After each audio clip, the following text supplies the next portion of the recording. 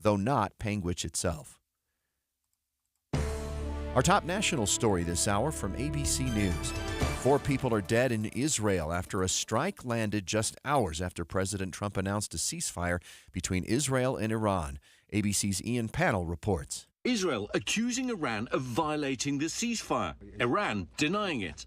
But Israel already launching retaliatory strikes. The final few hours before the ceasefire were marked by multiple waves of attacks by both sides. This morning, President Trump has said he is upset with both Israel and Iran. The markets are up, though. Dow up 361 points right now to 42,945. Coming up, we've still got emergency traffic trying to get over Point of the Mountain from Utah County into the Salt Lake Valley. Traffic and weather is next. KSL News Time 9:02.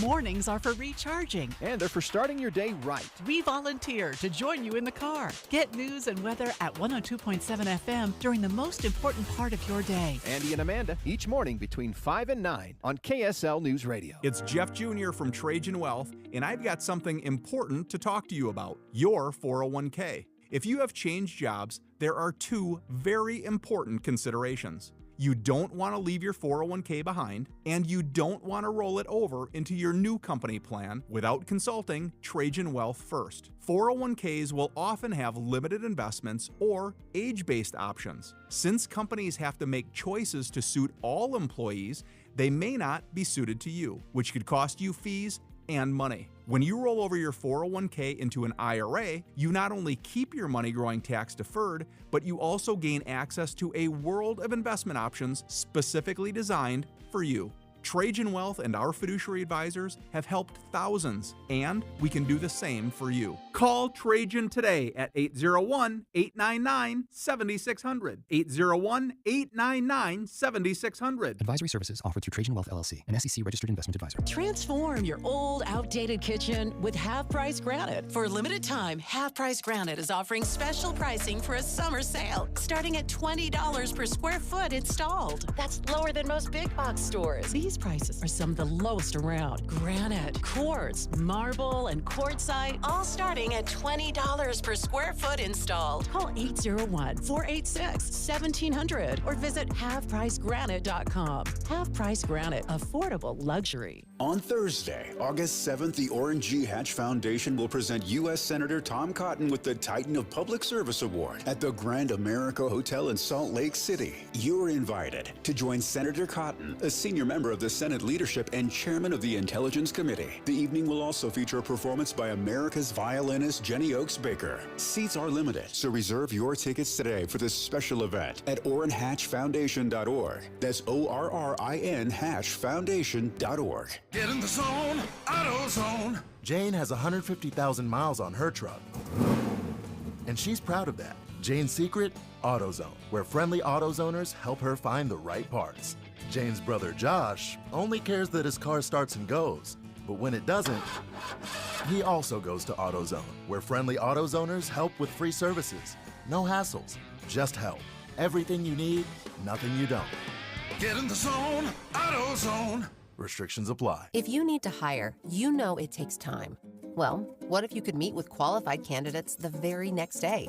Now you can with Zip Intro from ZipRecruiter. You simply pick a time and it does all the work of finding and scheduling qualified candidates for you. Then you choose who you want to talk to and meet with great people on back-to-back video calls as soon as the next day. Try Zip Intro for free at ZipRecruiter.com/free. Zip Intro. Post jobs today. Talk to qualified candidates tomorrow.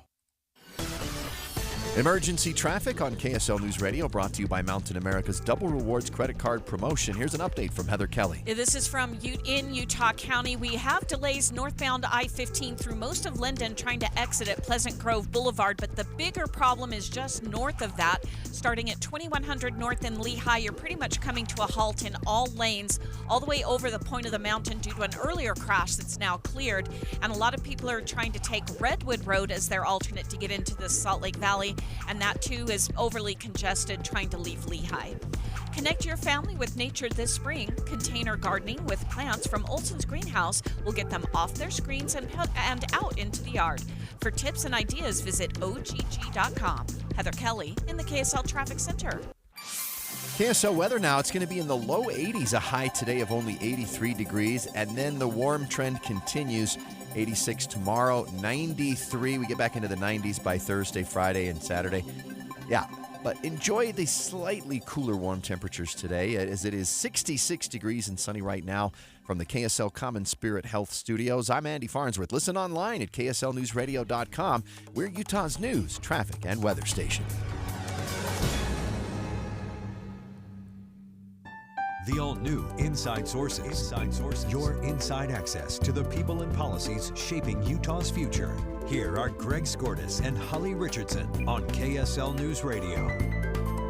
You know, Holly, we spent about half of the show yesterday talking about the war between Iran and Israel. And at the time, we were watching Iran bomb U.S. military sites in Qatar and in Iraq. Of course, none of those seem to have been very successful, but it seemed like the conflict was escalating to the point where Iran was not only bombing sites in Israel, but they were coming after the United States. We got up this morning, and President Trump is talking about a ceasefire. However, both sides have kind of violated a little bit. Yep. Yeah, here's Karen Travers in Washington about how Trump's feeling about that. President Trump imploring Israel to not take further military action against Iran, writing on social media, quote, "Do not drop those bombs. If you do, it's a major violation. Bring your pilots home now." The president telling reporters before leaving the White House. These guys got to calm down.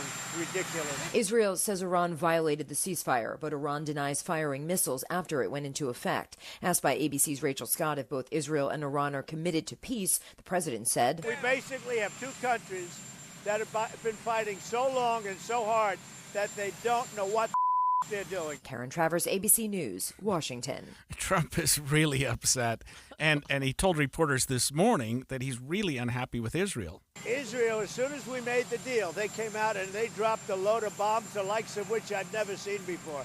The biggest load that we've seen.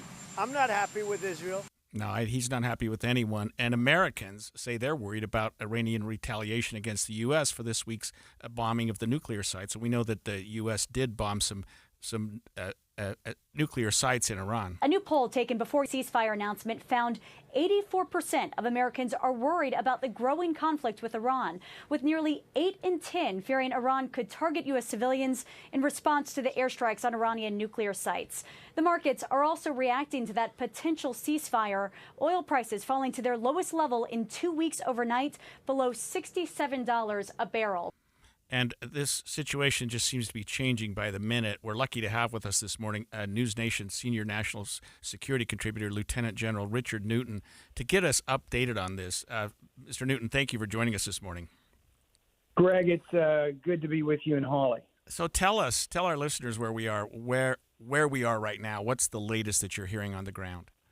All right. At this moment, the ceasefire seems to be taking shape. I didn't use the word taking hold, but taking shape.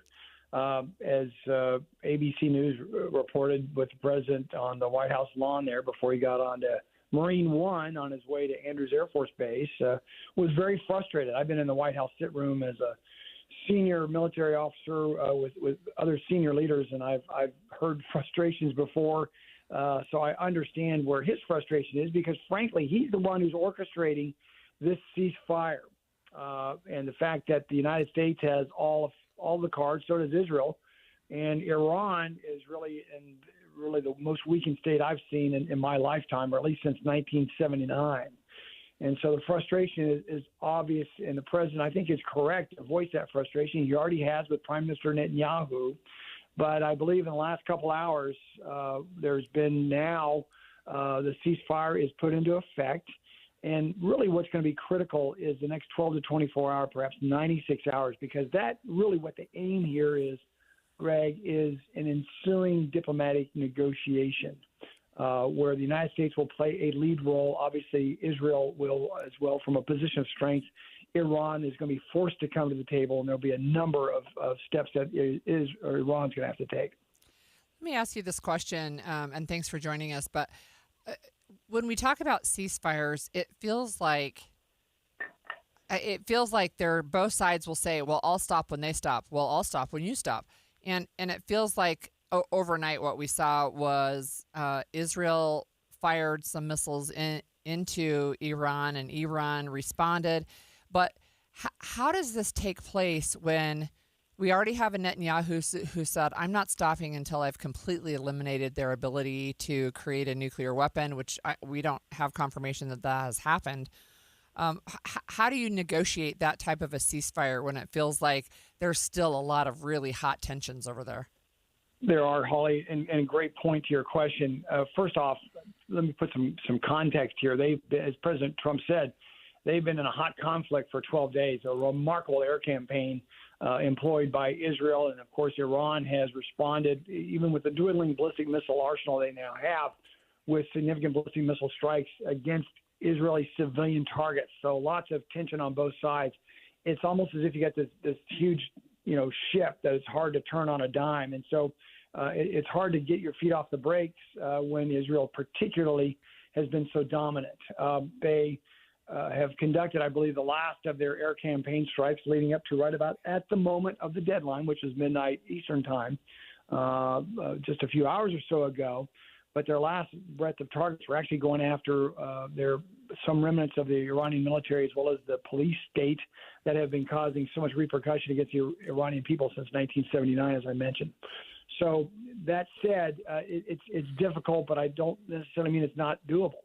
And that's what the president's going to have to lead here. He's the one that, frankly, has now, because of what we did with the B-2 stealth bombers and those Tomahawk land cruise missiles back on Saturday night, and nearly destroying, and we'll find out what the battle damage assessment tells in the coming days, but their nuclear weapons development capabilities, along with Israel, by the way. They've done a remarkable job. There's 12 sites, and the U.S. went after 3 of them, those deeply buried targets, but Israel's been pounding them as well. That's the real key here, but we'll see how that plays out.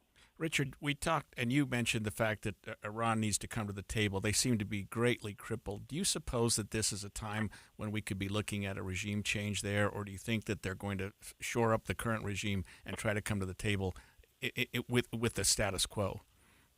Well, I think, let me just, again, another context. I think we're on the cusp really of a major strategic transformational change in the Mideast, and particularly with Iran. I think Iran, they're well beyond just being on their heels. They're in a survival mode, especially the theocratic regime led by the Ayatollah. And so, and again, they still have pronounced death to America, death to Israel, and so forth. But strategic change is coming because of the position that Iran is in. Iran has challenges here. And why do they want to go to the negotiating table? Because they really are at a position where not only their survival as a regime, but the Ayatollah's personal survival, I think, is in jeopardy here, and he knows it. And so the only way to survive is to go to the negotiating table, but whether or not that happens, and because here's the outcomes we want, Greg, is first off, complete dismantlement of your nuclear weapons program, whatever amount of uranium, military-grade uranium you've got in stockpile, that's to be destroyed. The remaining centrifuges that maybe survived or didn't survive, but nonetheless, if there's remaining centrifuges, we want those destroyed. Nuclear scientists, we want them removed from the country. The other aspect of this, complete dismantlement of your ballistic missiles. The fifth point is that we will have very harsh, intrusive inspection regimes, not only by UN inspectors, also the International Agency for Atomic Energy and so forth, but also U.S., I believe, boots on the ground weapons inspectors as well.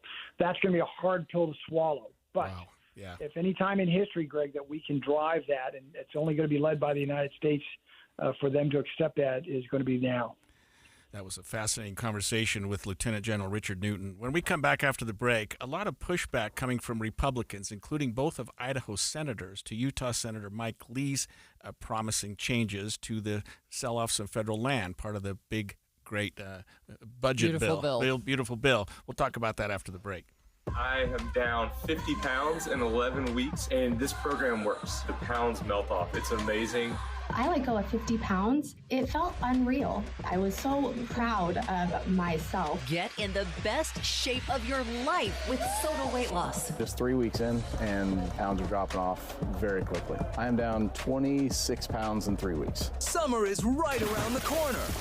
Your summer body starts right here because SOTA's summer savings are on. Every single day, SOTA weight loss is helping people let go of the weight without drugs, without hunger, and the weight stays off. I tried other things, came to SOTA, just amazing. I started on SOTA 8 months ago, and I have released 80 pounds now. Summer savings, stunning results, only at SOTA weight loss. Get started now at SOTAweightloss.com. That's SOTA weightloss.com. SOTA is, say it with me, state of the art.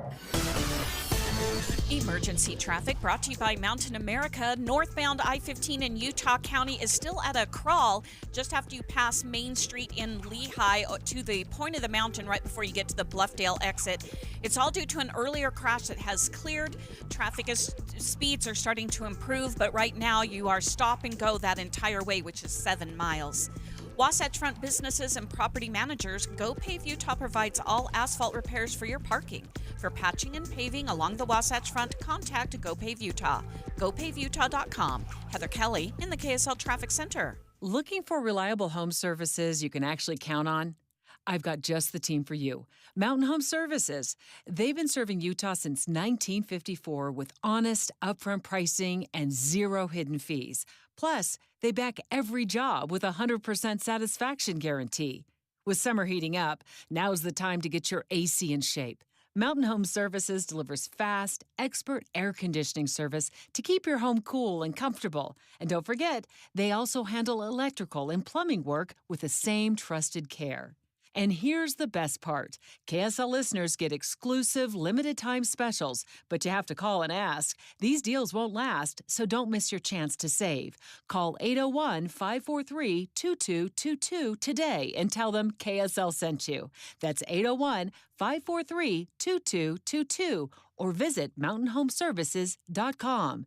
Get the service you need and the deal you deserve. The Management Minute is a service of the MBA program in the John M. Huntsman School of Business at Utah State University. I'm Professor Scott Hammond. I hope she's not listening, but I once heard a divisional leader announce in a corporate meeting that she was outraged and would no longer share information with a colleague. She expected us to do everything we could to make that person fail.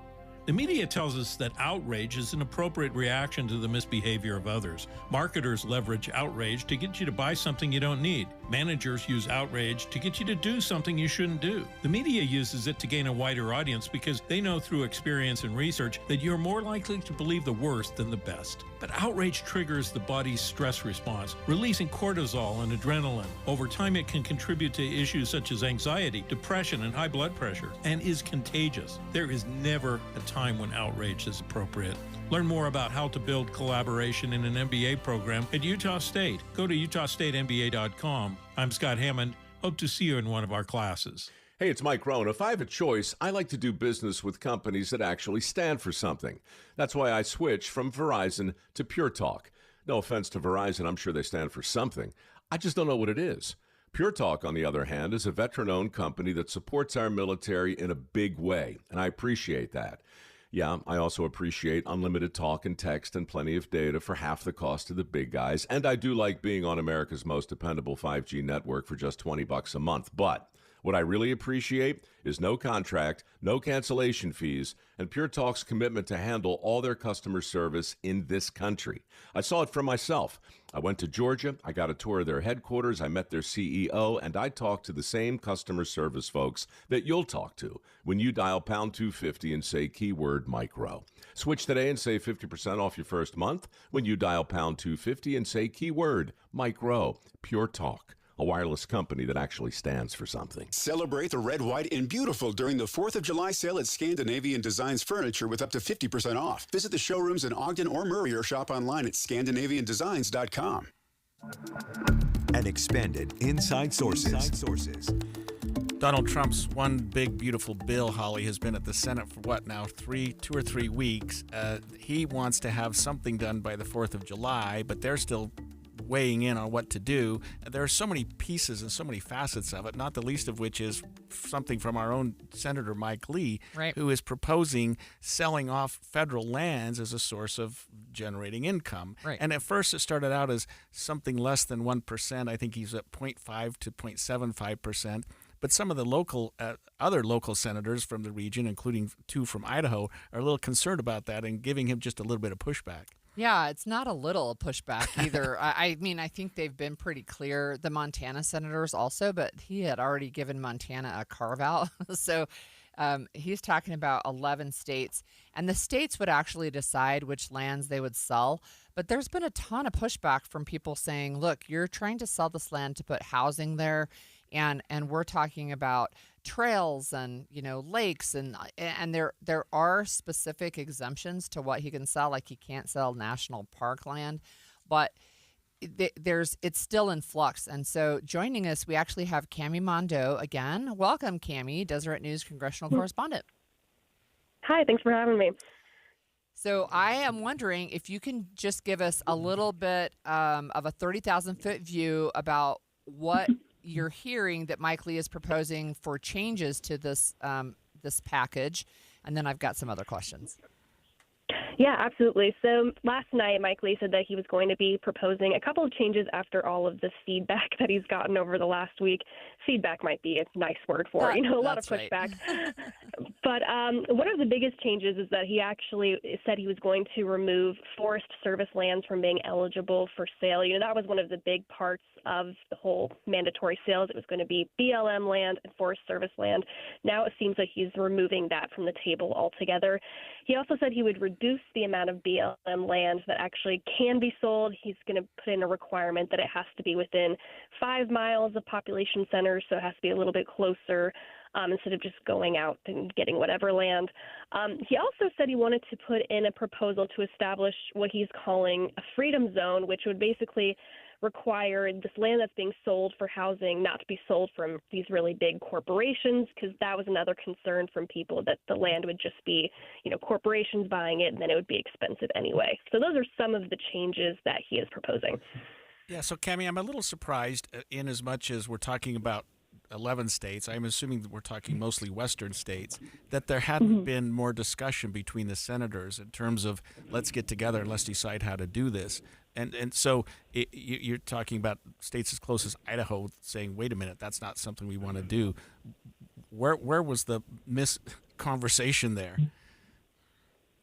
Right. It seems like, you know, there is pushback, obviously, between Democrats, but a lot of these Republicans, there are a lot who are against public land sales in general. Montana is one of those that, you know, that was one of the biggest pushbacks, so Mike Lee actually exempted them from the bill. Idaho is in there that would be required to sell off lands. I spoke to both of the senators earlier this week before these changes were introduced. So far, they said that they were against it. I haven't heard back from them yet if these changes would sway them in any way, but it seems like, you know, I'm not sure if this was enough to really get them on board.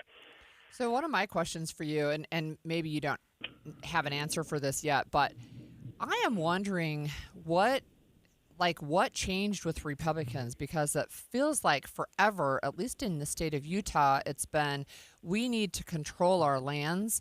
The federal government controls too much of the lands, but there hasn't, as far as I'm aware, hasn't ever really been a conversation about we should sell off some federal land and put houses there until this proposal came up. Is that a shift in Republican policy that you've heard? And if so, where is it coming from? Right. It's a very interesting perspective, because you do have Utah Republicans and Nevada Republicans. Of course, those are the two states with the most land that is controlled by the federal government. And so they've really been the ones behind this push. But yeah, it is a little unclear, you know, now with Montana senators and Idaho senators against this. It's not really clear why. Maybe there's been some misconceptions or misunderstandings, or people are unsure how it would be enforced to make sure that national parks aren't touched, or that national, you know, lands for recreational use. It's not really clear what those reasonings are or where that disconnect is. It just seems like sometimes people just dig their heels in and say no public land sales at all, and it really just depends on the individual person, it seems, rather than, you know, a specific state.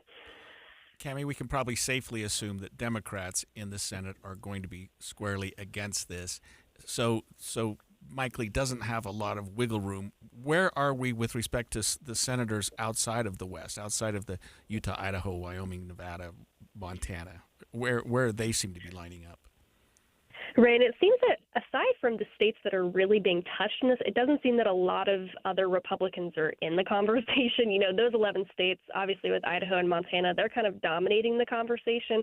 And that's really because if all 4 of them do say they're going to vote against this, that would tank the bill all itself.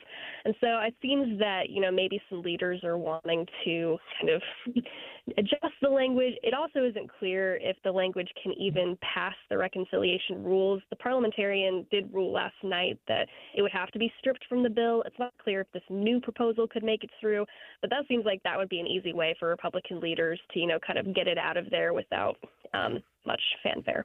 Yeah. So one other question: we've got this reconciliation process, right? It could be stripped out of the bill anyway, but my understanding is Mike Lee is proposing this as a way to offset some of the deficit that is coming from the One Big Beautiful Bill. If this isn't on the table as an option, what other options are senators looking at to kind of make up that difference, financial difference?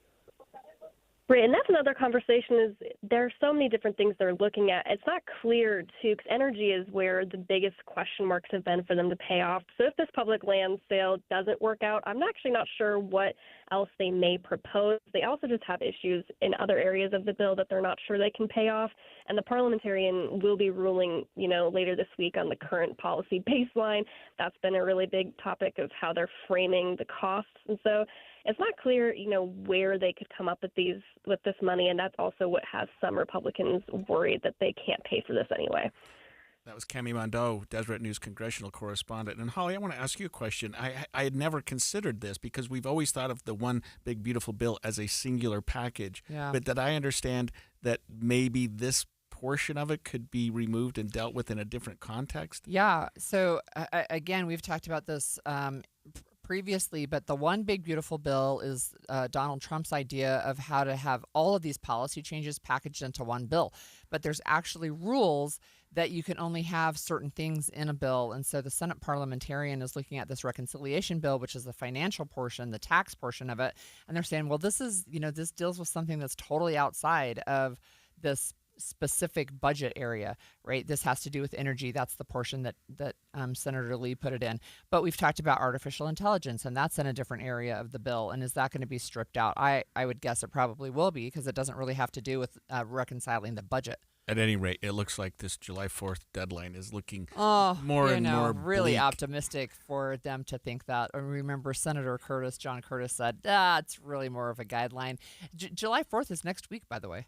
Oh yeah, we're coming right up, and it seems like Mike Lee's plan to sell off some federal land had some traction at the beginning. And we're losing that. He's dialed it back significantly, according to Cami, to really just see if he can keep it in there. Just limiting to BLM. If you remember, land. Celeste Malloy on the House side actually had that in there, and they took it out to be able to pass the House, and then Senator Lee put it back in, but it was bigger and broader than what Representative Malloy had. And now he's trying to dial it back, I think, to see if it can still pass. But we'll see. Yeah, we'll keep an eye on that. Senator Lee certainly being in the news a lot lately, and this one dealing with the proposal to sell off federal land. Some of his colleagues, as close as the state immediately to our north, are saying, hey, time out. We need to rethink this. When we come back after the break, a victory for the Trump administration as it relates to deportations. The Supreme Court just ruled that the U.S. can continue to deport people to countries they are not from. We'll talk about that after the break. Hi, Grandma. Can Nina come over for dinner? Sure. I've been meaning to ask you, what would happen if someone offered you a drink? Grandma? If anyone ever does, I want you to say, no, I have too much respect for my family and I don't want to get in trouble. I promise, Grandma. They really do hear you. For tips on what to say, visit underagedrinking.samhsa.gov. That's underagedrinking.samhsa.gov. This message brought to you by SAMHSA and this station. 9:30 at KSL News Radio. I'm Andy Farnsworth. KSL's top story this hour. Utah Senator Mike Lee is making some big changes to his proposal to sell off some federal lands in the West, including Utah.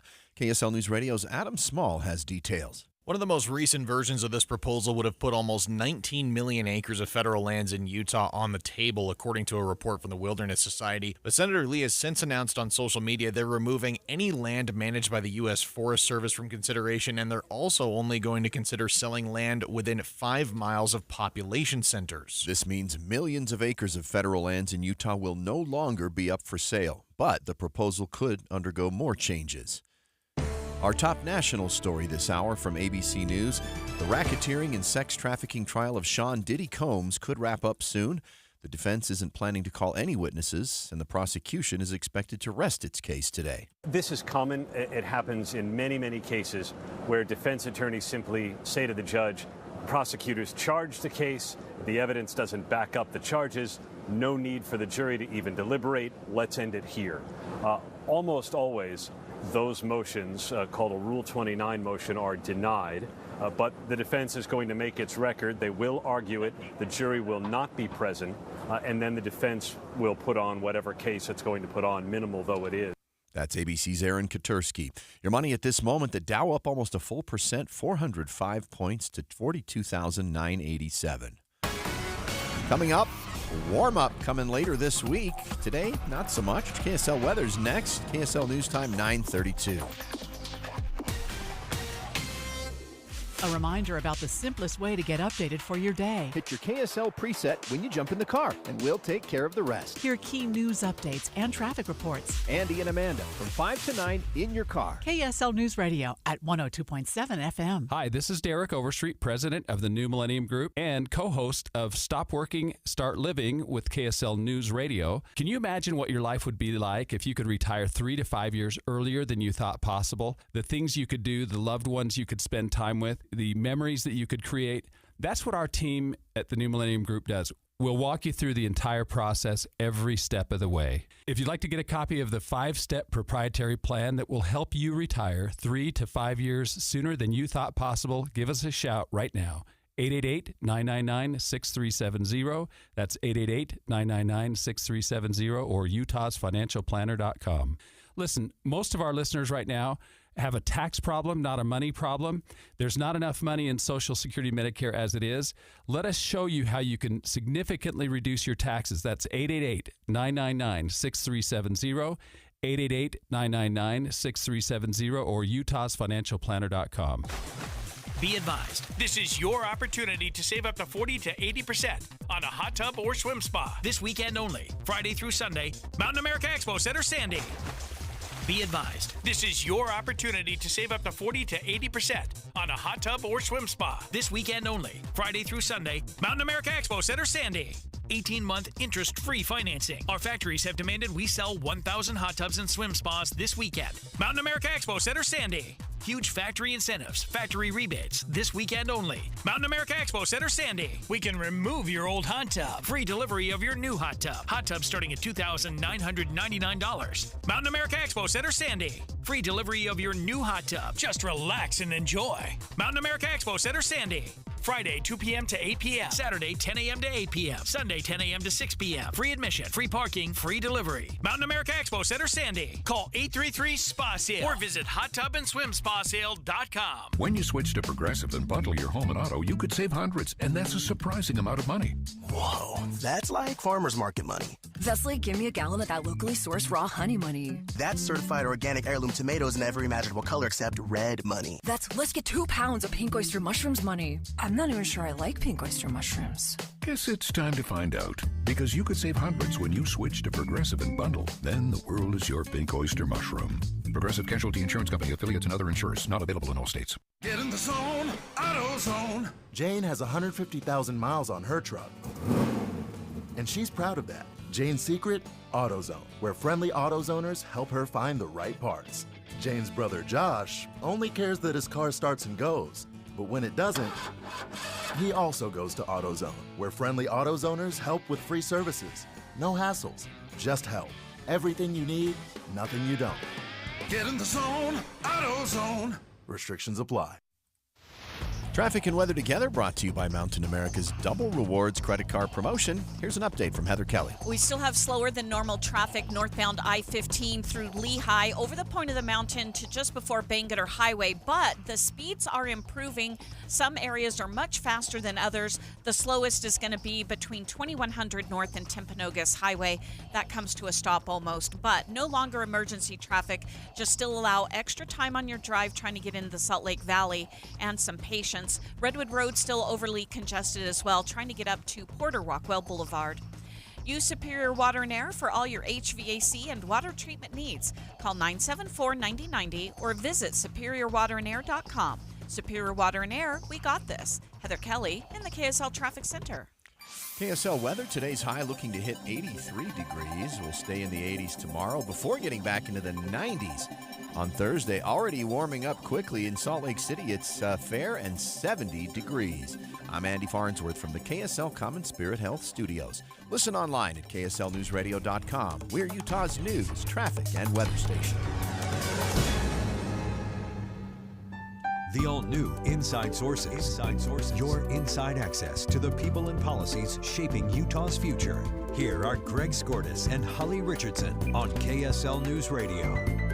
We're looking at another United States Supreme Court opinion, which has come out very recently. And in this opinion, Holly, what they did, it wasn't really a full opinion. They blocked a lower court order that required 15 days notice to individuals that the Trump administration is trying to deport to countries other than their own. They call that third-party country deportations. And these were individuals from Myanmar, Laos, Vietnam, Cuba, and Mexico that the administration was trying to deport to the South Sudan. And people were saying, wait a minute, you should deport them back to their own country. Right. And this judge said, wait a minute, time out. We're going to give a 15 days notice for them to get lawyers and to have a hearing. The Trump administration said, no, let's just get it going. And the court blocked the lower court's ruling. Yeah, so South Sudan is not exactly a stable country, right? So Sudan is actually in the mid of a really brutal civil war right now, but South Sudan has been, I think, just ravaged by war over the years. They're now receiving a lot of refugees from Sudan. Not a stable country politically, not a lot of food available. I mean, it really is a very difficult place. And now we're deporting people there without an opportunity for due process. And if you remember, it was also Djibouti, right, where they actually stopped the plane on the ground and said, don't fly any further. So this Supreme Court decision is in response to that. And we're joined today by Kelsey Dallas, the managing editor of SCOTUS Blog, to help explain this decision to us. Thanks, Kelsey. Yeah, thanks for having me. You bet. Talk to us about the significance of this and what it means to our listeners. Right. So one thing to note is that the Supreme Court order from yesterday afternoon is putting that lower court order on hold, but it could be temporary. This case is still moving through the legal system, and so the issue could be back in front of the Supreme Court in the future, in which case they'll dig deeper into the underlying legal questions. So it's certainly significant, especially for the immigrants involved in the case, but it is not the Supreme Court's final say on what will happen with these third country removal orders. So procedurally, Kelsey, then what you're saying is the Supreme Court hasn't weighed in on the judge's, the constitutionality or the legality of what the judge did, but simply said, for the time being, we're not going to have that order in place until the issues can be sorted out, I suppose, at the trial court and maybe the Court of Appeals level. Yes, the Trump administration had made the case that the district court order was interfering with their efforts to protect national security, to implement their policy goals with regard to deportation. And the Supreme Court kind of deferred to the Trump administration's interpretation of what was going on and said, okay, we'll take your word for it and allow you to move forward with this process. But again, this isn't the final say on the issue. So one of the things that I'm seeing is that the Assistant Deputy Secretary of Homeland Security tweeted, "Fire up the deportation planes." So that gives me a little bit of heartburn. But when you have people who are being transported to countries where they feel like there's a risk of torture, is there what's available for them, for those people who feel like, hey, look, if you send me to this country, I could be tortured and or killed?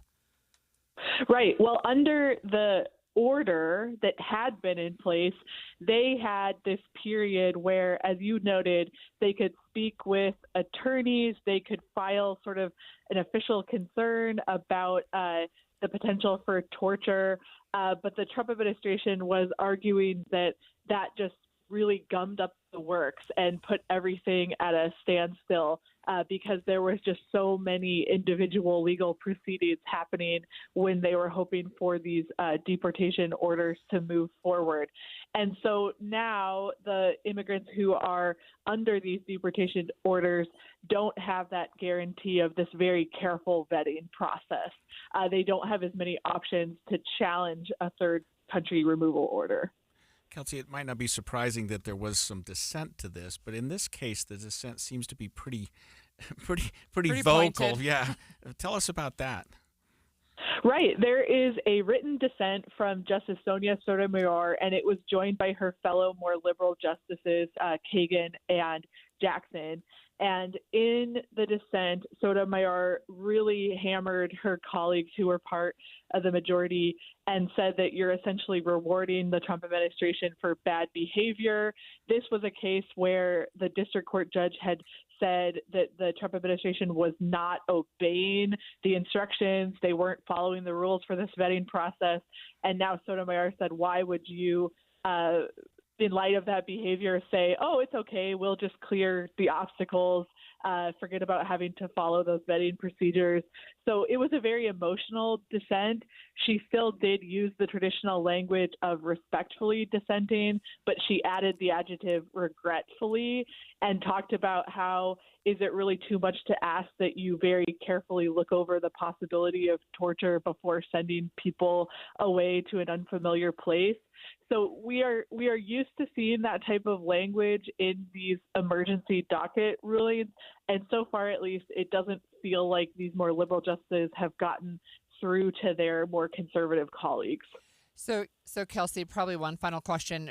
As this case continues to work its way through the system, what is going to happen to the people who have already been deported, who are maybe stuck in Djibouti, and other people potentially being deported to countries that we would consider unsafe?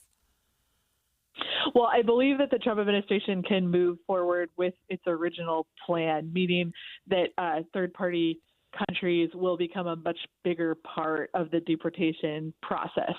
But the legal process is far from over. There will be appeals. There will be sort of the deeper digging into the constitutional questions.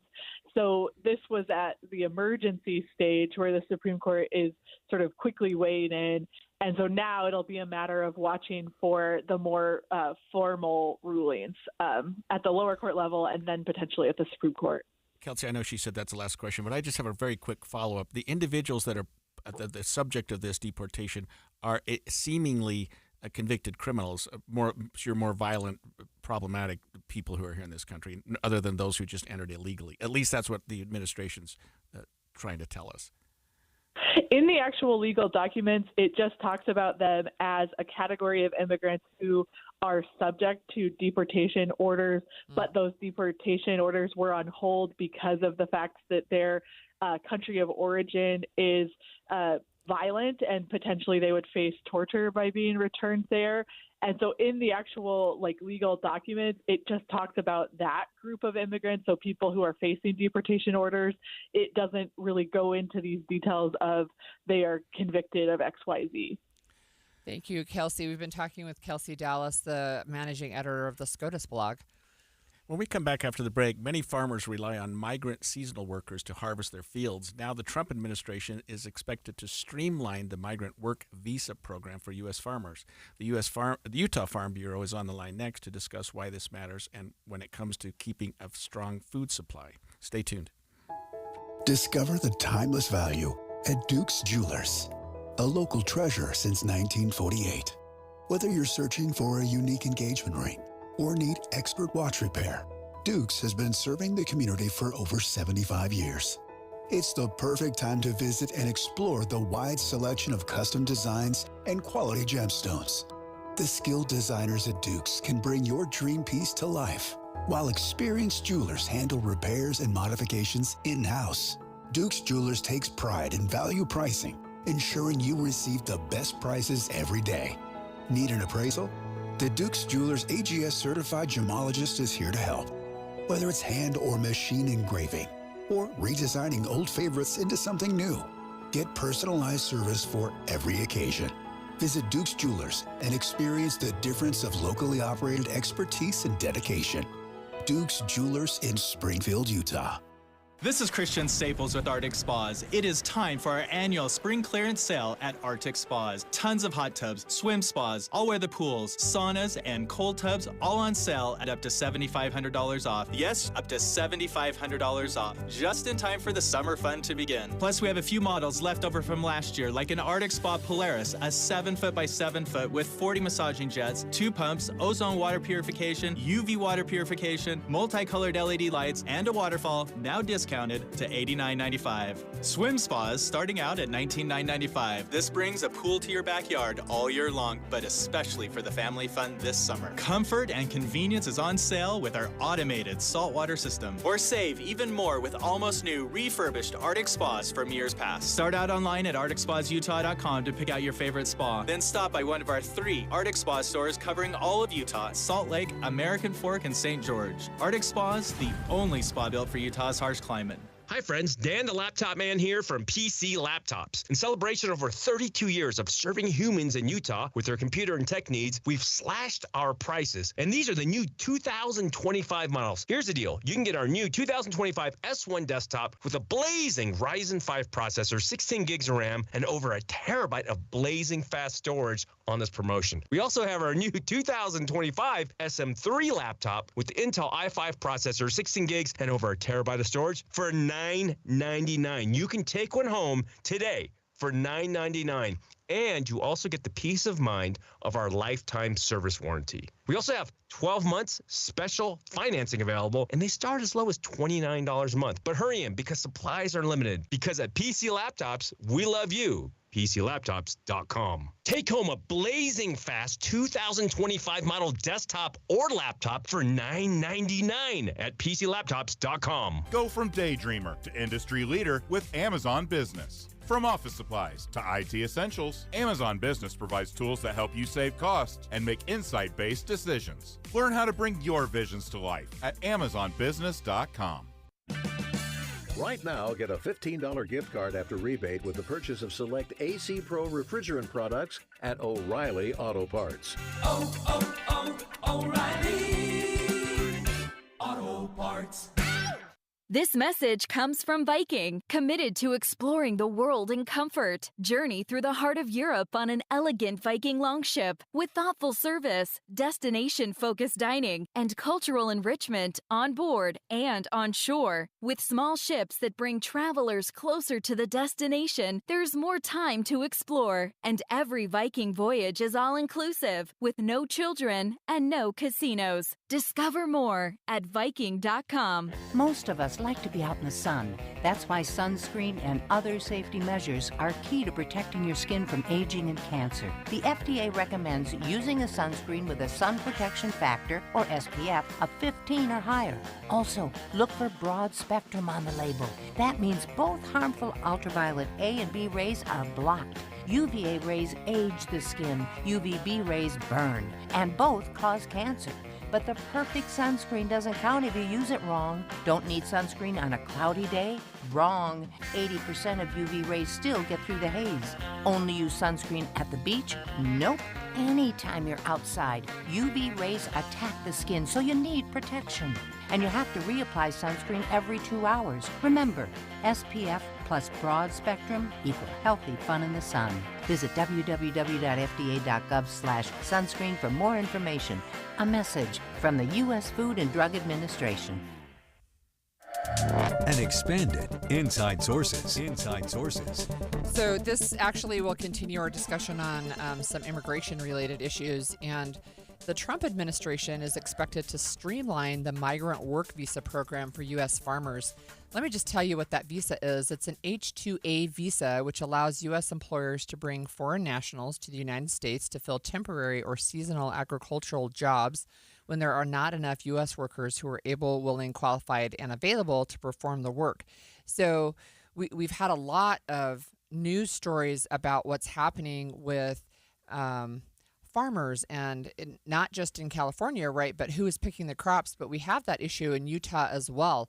So Agricultural Secretary Brooke Rollins said yesterday to the Deseret News that the Trump administration would be announcing these reforms to the H-2 visas and making it easier for small and mid-sized farms to take advantage of. So we have on the line with us Chris Riley, who's a fruit farmer and member of the Utah Farm Bureau. Welcome, Chris. Thank you. Happy to be here. Thanks. Happy with the news as well? It's encouraging. So can you explain, how is this going to impact your workforce here in Utah? So we've been using the H-2A program for about 15 years on our farm. We're in the Santaquin, Genola area. And of our farm crew, a little over 85% of those workers are H-2A workers. So we're very familiar with the program. We've been using it for quite a lot of years. And a lot of that time has been the same workers that come year in and year out. So they're pretty well, my kids know them. They know my kids, my family. They're about part of the family at this point. So, Chris, are these seasonal workers then? They come for a particular time of year and then they go back to their country of origin? Yes, that's correct. Yep, which is a requirement of the H-2A program that they return back home for a certain period each year. They can't be here for the full year. So for us in produce, that works okay for us, but it's been very restrictive. I have a lot of good friends in the dairy industry, and we all know that a cow doesn't take off Christmas and That's right. Thanksgiving. Cows aren't seasonal. Right. So that's a real sticking point, and I really feel for my friends in those different industries that they don't have this access to the H-2A program, because for us on our farm, quite simply, if we didn't have the H-2A program, we wouldn't still be in business. Wow. So are deportations, has that been an issue for Utah farmers? From what I've heard with amongst my friends, and the farmers that I know in Utah and neighboring states, we are all very, very heavily reliant on the H-2A program. And so there hasn't been issues that I know of personally, nor do I feel like our workers really are living in fear of that happening, although it does definitely make me concerned if law enforcement is going to grab people because of the color of their skin and then ask questions later. I think there's some issues there for sure. And how do individuals from other countries learn or participate in this program? What's the process from their side, or do you know? I don't know a lot of that, so I'm pretty fortunate in that my foreman he's been on this farm longer than I have. He worked with both my dad and my grandpa. And he's originally from Mexico. He's a U.S. citizen, but he's from Mexico. And so kind of through his connections, and he goes back home in the winter as well, and we'll kind of talk and, kind of do a little bit of recruiting of the for these H-2A workers. But I do also pretty regularly get requests from, people I come across of wanting, these workers, it's a huge help for them to come up here and work and, make very good money, provide for their families, and then be able to go back home. And so it's very sought after by those workers in their home countries, has been my experience. Yeah. Let me ask you the flip side to that. How do you, as a farmer, get involved, and how do you recruit people? That's one of the real frustrations is it's a very complicated, complex process. Despite using this program, like I say, for about 15 years and using a lot of the same people nearly all those years, it's still like you're starting over for the first time every single year as far as the application process and the vetting process for these workers. So it's an expensive. We have to hire a third party, and it's part of a law firm, basically to just help us navigate the red tape. Wow. And so the application process is very complicated, and it just doesn't seem like it needs to be that way. Also, part of the application process is we're required to advertise for these same positions locally and in the United States to ensure that these jobs are not taking jobs from U.S. citizens. Thank you so much for joining us. I hope that this streamlining, as the details are revealed or released, that it actually does make things easier. We've been speaking with Chris Riley, who's a member of the Utah Farm Bureau and a farmer down in Santaquin. So Brooke Rollins is the agriculture secretary, and she actually has been one of the ones to say, hey, look, when we're talking about, rounding people up and shipping them home, one of the things we have to understand is that it really has a huge impact on our food production. Although it sounds like Chris has been using these H-2A visas for a long time, but in California specifically, the Department of Agriculture has estimated that about 42% of their crop farm workers don't have work authorization to be in the United States, and that the rating of these farms has led people to not show up. So California farmers are saying that 30 to 60% of their workers are not showing up, whether they're here legally or not, right? But they're afraid of being deported. Yeah, and Chris, the gentleman we just interviewed, indicated, I think he said, Holly, at the outset, that something like 80% of his workers are here on H-2A visas. Yeah. And that he gets to know them. I mean, they're coming back every year. Yeah, so it seems like I don't know whether maybe this is an unfair question of you, but is the H-2A visa process a gateway? Is it a stepping stone? Is it something people can use, or is it just no? It's the legal process, right? And that's one of the questions is when you make the legal process really complicated. He said he has to hire a part of a law firm, right? When you make it so complicated, right, then you create incentive for people to not follow that pathway. Right. So we used to have a Bracero program, was very similar. People could come across, people knew who they were, where they went, where they worked, they went home, and then they could come back across. But JFK, John F. Kennedy, got rid of that at the union's behest, saying, hey, they're stealing jobs from American workers. It sounds like an old argument. But what happened then was, because there wasn't a simplified legal pathway, then it just incentivized people to not only come across without documentation, but to stay instead of going back home, right, for 3 months or 6 months of the year, whatever it was.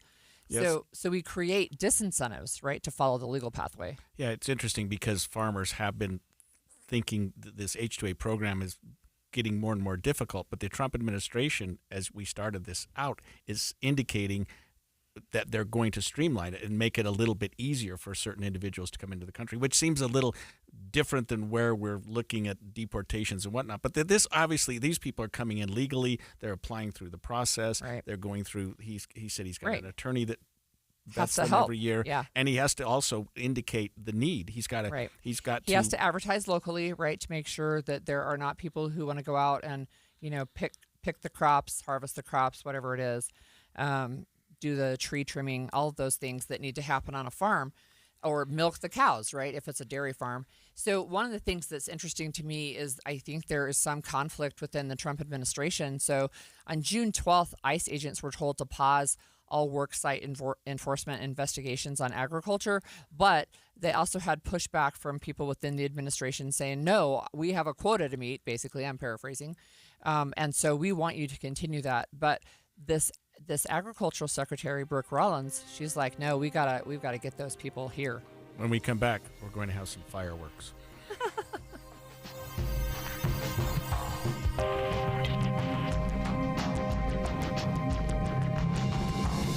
KSL FM Midvale. KSL Salt Lake City. From the KSL Common Spirit Health Studios, this is KSL News Radio. Utah's news, traffic, and weather station. 10 o'clock at KSL News Radio. I'm Andy Farnsworth. KSL's top story this hour. Brace yourself for some more loud booms today. The Tooele Army Depot plans to conduct more detonations today in the West Desert. Hill Air Force Base was also demolishing old equipment this week. Depending on factors including temperature, cloud cover, and more, those explosions can sometimes be heard or felt miles away. A Salt Lake man is charged with aggravated assault after police say he swerved his Jeep to try and hit a guy riding an e-bike. Police say Scott Ryan swerved his Jeep out of his lane into oncoming traffic, trying to hit a guy riding an e-bike in Taylorsville. Charging documents say the bicyclist hit his head on the curb and was knocked unconscious and was taken to the hospital in serious condition. KSL.com reports the Jeep driver told police he was angry after the bicyclist ran a red light in front of him. KSL News Radio's Brianna Willis reporting. Our top national story this hour from ABC News. Americans are feeling uneasy about the economy. 2 new consumer confidence surveys show people are worried about their finances and the possibility of a recession later this year. Even with those fears, the U.S. stocks are pulling closer to their all-time high on hopes that Israel's war with Iran will not damage global trade and oil production. Your money at this moment, the Dow is up 439 points to 43,020. Coming up, the warming begins. KSL weather is next. KSL News Time 10:01.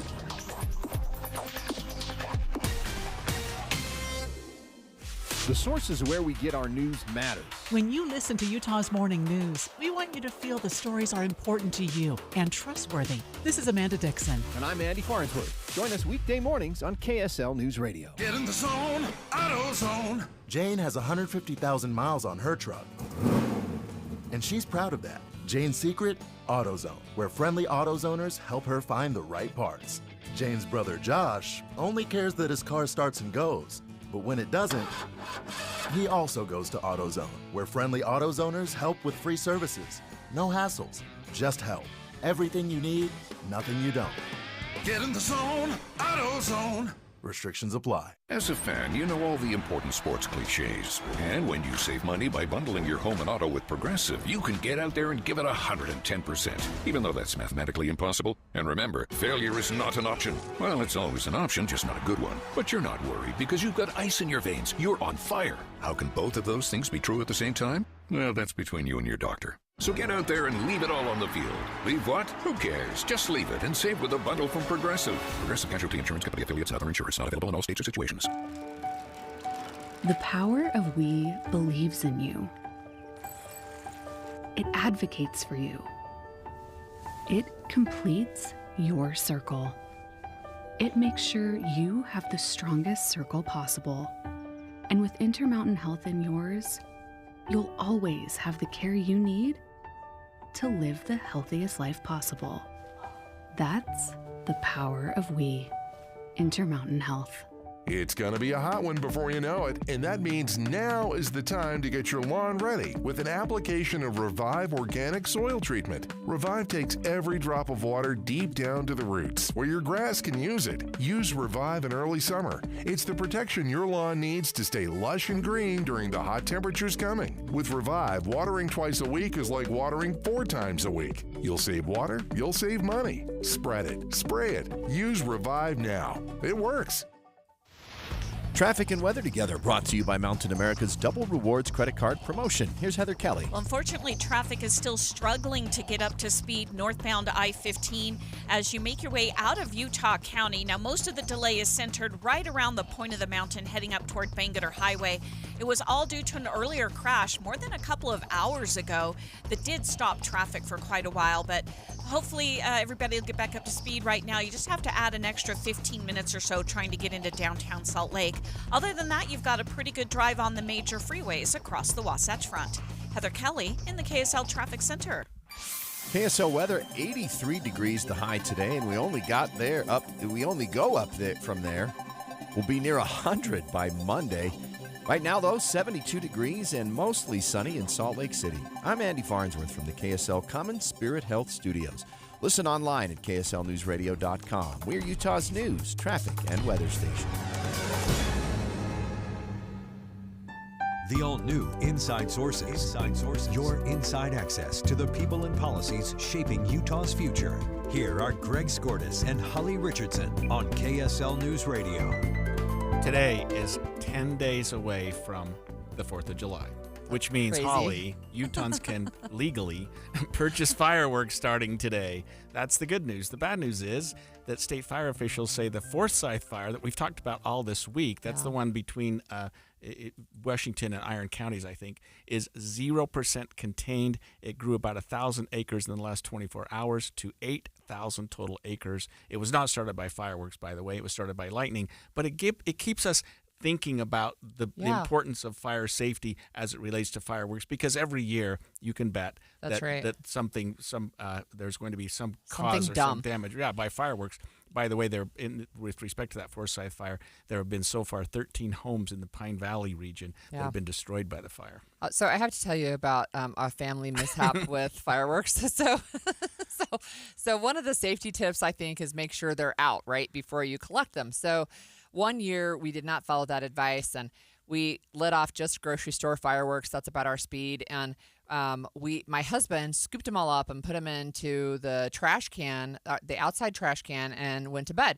And in the morning, the whole lid of the trash can and the sides had melted because they were not actually all the way cooled off, and they had reignited in the trash and caused this big fire. And it's like, oh my gosh, what if it had been like underneath the garage, or we had put them somehow inside of an inside trash can or something dumb. But that was, we have to be careful with these fireworks. And I have neighbors who set off those great big giant aerials. We enjoy the show, but we're always a little worried it might set a roof on fire. Let's bring in Kelly Bird from Unified Fire Authority.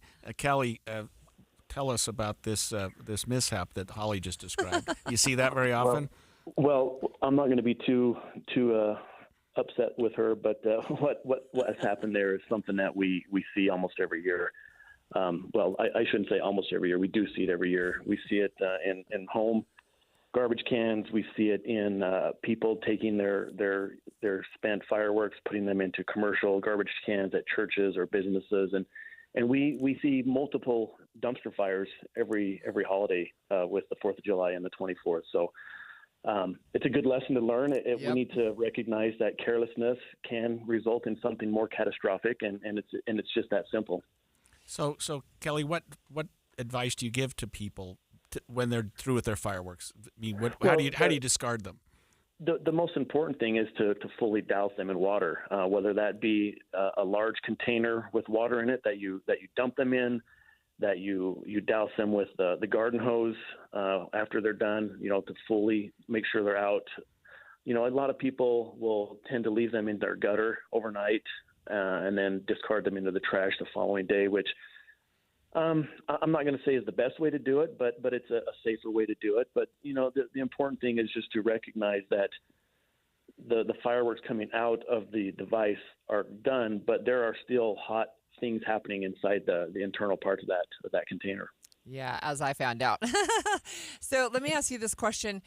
I think that as people go buy fireworks, we see the big white tents set up, different places, whatever.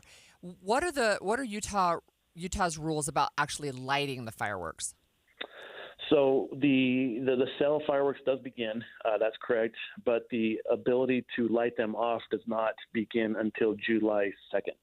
Okay. There's a window of opportunity to do all your fireworks, the grounds, the aerials, the fountains, and that window is July 2nd to July 5th, and then also July 22nd through July 25th. The hours being from 11 a.m. to 11 p.m., and then that does extend to midnight on both the 4th and the 24th. So, that's an actual law, and so you can be cited and have criminal charges put against you if you don't follow those. That's not what we're out wanting to do, but it is something that can happen to you if you don't follow those ordinances. And Kelly, regionally within certain counties, cities, even in the unified area, are there places where you cannot light fireworks? Yeah, absolutely. There are maps that have been set up to show people exactly where they cannot use their fireworks, and the easiest way to figure that out is to go on our website. We have a map of Salt Lake County of our response area. No, it doesn't speak for the entire state, but reach out to your local officials within your county, and there's probably something that can give you more direction on that. But if you're in Salt Lake County, You can go to our website at unifiedfire.org, and right there, as soon as you open up that website, is a firework link, and it can give you an interactive map of where you can plug in your address. It will show you the restricted areas. It will show you if you reside in a restricted area, if you're near a restricted area, and just gives you a better idea of where it's not safe to light off fireworks. Do you have any safety tips on, for example, sparklers for people using those? I had a personal family rule where I wouldn't let my kids use sparklers until they were older because I was so paranoid they were going to, like, poke their eye out or something. Yeah, I mean, I think people see those as the safest version of a firework, and it's actually probably one of the most dangerous because of how hot it gets. I don't know the exact temperature, but I know it's like hundreds, even possibly up around 1,000 degrees that those sparklers can get. And a young person doesn't know any different. I know some people. Probably the safest thing to do is to not let your young children use a sparkler. I've seen some people that will poke a hole through a cup and kind of protect them that way. Will that work? Maybe, maybe not. But yeah, the sparklers are dangerous. Again, they can burn your hands. They can be thrown into a trash and light the contents of a trash on fire. So just all fireworks have the potential to be dangerous, both medically and fire related. So let me ask you to follow up on that, Kelly. When we get closer to the 4th of July, or even the day or two before or during that time when people are lighting these off, are your people responding more to fires or to injuries, or pretty much a mix of both?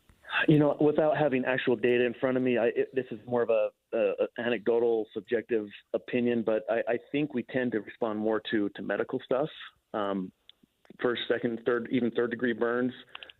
Trauma, where people are being careless or even reckless and losing fingers, having debris hit them in the face, neck, chest area.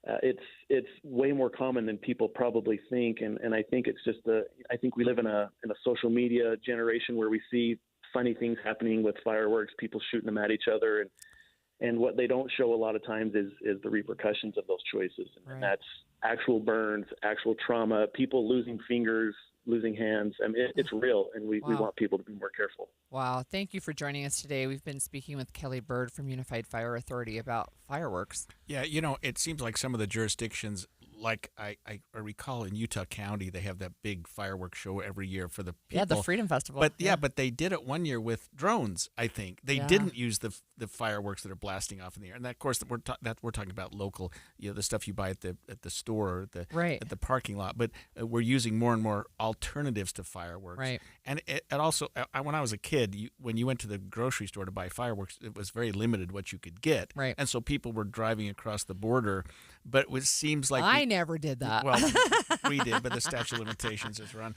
And so, but now we have these big fireworks stands that are set up in the parking lot of a lot of grocery stores. Right. My daughter, when she was a cheerleader, did it because they raised money. Right. But you can buy a lot of stuff now. You can buy stuff that we couldn't get when I was that age. Yeah, that's right. And you know, the things that scare me is when they, like, you're setting off these big fireworks, and I don't think you can control where they actually go, right? So if they misfire and they go sideways instead of up or something, I mean, we've had to jump a couple of times. But I have another fireworks story, not a good one.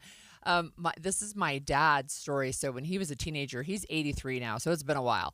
He was like maybe a junior or senior in high school. He and his friends were being dumb, and they put fireworks inside of a big metal barrel, but they had also put some gunpowder in there, dum-dums, and some BBs to see what would happen. So they tossed a firework in. Right. Yeah, they tossed a firework in. It didn't go off right away. So being dumb teenagers, they went and put their head over the barrel to look at it, and then it exploded. Gosh. My dad actually has shrapnel scars, and one of his friends lost an eye from it. So those injuries really can be real. Yeah, that's horrible. No joke. That's awful. And I was surprised when he said the hours are 11 to 11 because nobody in my neighborhood follows that. That's right. rule. Unless it's day of, and then it's midnight. Day of, yeah. When we come back after the break, a new report in the Deseret News outlines certain life patterns that make it less likely for women to experience sexual violence. We'll talk about those findings next. I am not a rich woman, but I feel like a rich woman every time I go in my closet. The best, hands down, present I've ever received was my husband secretly redid my closet with Closets by Design. So now when I go in there aren't all these shoes just junked on the floor. They're neatly sitting on their shelves. And my necklaces are hanging on their individual hooks, and earrings are in their little squares in this soft drawer that pulls out. It's just gorgeous. In fact, he saw how much I loved it. He had Closets by Design redo the garage. So now all the stuff, the tools, the toys, the junk is all in cabinets. When you open our garage door, you see cars. That's it. It's amazing. The things that Closets by Design can do, and it's going to save you money right now because you get up to 40% off plus an additional 15% off with 18-month financing.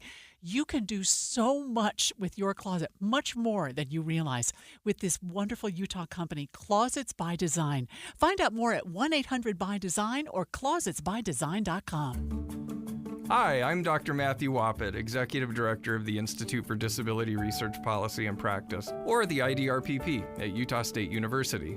Did you know that 1 in 4 Utahns have a disability? Think about that. Your neighbor, your colleagues, your family. At some point, disability affects everyone.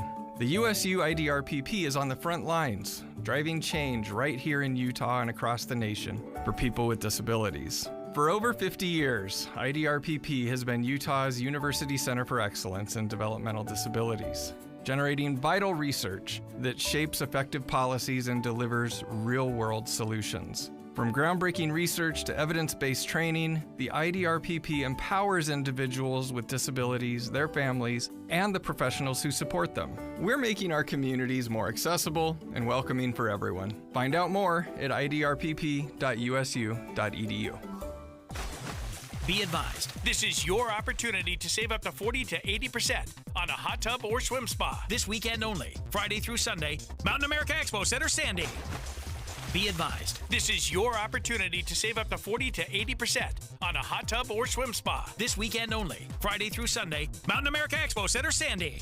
18-month interest-free financing. Our factories have demanded we sell 1,000 hot tubs and swim spas this weekend. Mountain America Expo Center, Sandy. Huge factory incentives, factory rebates, this weekend only. Mountain America Expo Center, Sandy. We can remove your old hot tub. Free delivery of your new hot tub. Hot tub starting at $2,999. Mountain America Expo Center, Sandy. Free delivery of your new hot tub. Just relax and enjoy. Mountain America Expo Center, Sandy. Friday, 2 p.m. to 8 p.m. Saturday, 10 a.m. to 8 p.m. Sunday, 10 a.m. to 6 p.m. Free admission, free parking, free delivery. Mountain America Expo Center, Sandy. Call 833-SPA-SALE or visit hottubandSwimSpaSale.com. Market volatility isn't slowing down. If you're nearing retirement, now is not the time to wait and see. Every day of uncertainty can put your future at risk. It's time to diversify. I'm Jeff Jr. with Trajan Wealth, and I want you to know you can create certainty, locking in guaranteed income for life. This means predictable, stable cash flow, even in turbulent times. You've worked too hard to leave your retirement to chance. Right now, there are options to receive up to 30% upfront or annual growth of up to 10% for retirement income. That's up to $30,000 upfront or up to $10,000 per year on $100,000, all guaranteed for retirement income. Don't wait. Call Trajan today at 801-899-7600. 801-899-7600. Annuity guarantees are based on the claims paying ability of the issuing insurance company. Any examples provided are hypothetical. Annuities are issued with prospectus and sales brochures and should be reviewed carefully before funding as features and benefits vary. DBA in most states as Trajan Wealth Insurance Solutions. When it comes to vaping, the truth can get clouded. So let's make it clear. Vaping is not safe for kids, teens, or young adults. It's just not. Because vaping can put microscopic particles into your lungs. And dangerous things like metals and volatile organic compounds into your body. And nicotine, the same highly addictive substance found in regular cigarettes. Nicotine can harm a person's brain development through their mid-20s, affecting learning, memory, attention, and impulse control, and priming the brain for other addictions. Vaping products also come in kid-friendly flavors that can make them appealing to youth. And many kids also use other drugs, like marijuana, in vaping devices. With appealing flavors, high nicotine levels, and lots of promotion on social media, many kids think vaping is harmless, but it's not. So talk to your kids about the risks of vaping, because when you talk, they hear you. For more information, visit underagedrinking.samhsa.gov. Any Hour Services can make sure your AC keeps you cool this summer. Whether you need a tune-up, repair, or just a second opinion about replacing it, call Any Hour Services or visit anyhourservices.com. And expanded Inside Sources. Inside Sources. You know, one of the things that I've dealt with a lot in my 40 years of practice of law, Holly, is the problem with domestic violence and sexual violence. I was a prosecutor for 8 years, and I was the head of the Special Victims Unit. We prosecuted sexual violence perpetrators for years, and now I've sort of worked on the other side of that, worked with the governor's task force on sexual violence, and I'm the attorney for the Rape Recovery Center here in Utah. We often think of how to treat the perpetrators and how to make sure that they don't come back in the system. But there's a new report in the Deseret News that outlines certain life patterns that can make it less likely for women to experience sexual violence in the first place, which I think is incredibly good news. Yeah, and you know, this is part of a series, and they're going to have more information coming out. But Jacob Hess, who's a staff writer with the Deseret News, has done a lot of in-depth stories. And this one, he said he looked at over 200 studies, 285 different studies from around the world, looking at what were patterns that people have seen and researched, and what things try to mitigate these assaults. So I can just tell you, look, I've done a lot of work around the world with humanitarian work and with refugees, and refugees they experience sexual violence at a really high rate. In fact, we have lots of conflicts around the world, and rape as a weapon of war was only recognized like in the last 20 years. I mean, it's always been used as a weapon of war, but it's actually now recognized as one. It's one of the things that is perpetrated for a lot of reasons, but one of the reasons is just the humiliation and trying to get people to just give up, right? So as Jacob looked at these patterns, he found a couple of things. One of the things that he found is that women who are educated, who are married, and who are not suffering from addiction are less likely to experience sexual violence. Yeah, and that makes perfect sense. And of course, those are things that you can do something about, and something that you can work toward, and that you can sort of plan as you're growing and you're educating, you're trying to get your life going. He also recognized, or at least stated, 10 trends to decrease vulnerability, and I want to talk about some of these individually. Yeah. Improving the family economic level. In other words, and I see this in my practice, and I think I don't do much domestic work, divorce work, but it seems like breakdown in finances, right? Bad situation with bills and whatnot cause so much problems that they lead to other problems. Right. And of course, improving the family economic level is easy to say, but it also, I think it behooves us to think about, like you said a minute ago, women who are educated, married, and not addicted are less likely to experience sexual violence. Educated means that they're able to have an income, support the family and keep the family going when maybe the husband's got a problem, or one of the parties isn't producing enough income. So I wanted to talk a little bit about some Utah numbers as well. So women in Utah, 1 in 2 women in the U.S. will experience some form of sexual violence victimization during their lifetime. At least 1 in 3 Utah women, and as people That's astounding. Yeah, it really is, right? It's a very large number, and one of the things that Susan Madsen's group, the Utah Women in Leadership Project, have found is, of course, a direct correlation. It's probably not surprising, right? But what you mentioned, that women who experience domestic violence and sexual violence are typically, they're more likely to be at poverty level or below. And one of the reasons for that in our state is we have a cultural norm, at least it's been the norm for a while, that a lot of times women will get married younger than the national norm. We put our husbands through school. And then if something happens, and it doesn't have to be violence, but if the woman somehow has to become the primary breadwinner, but only has a high school education, right, that puts them in a position of vulnerability for sure.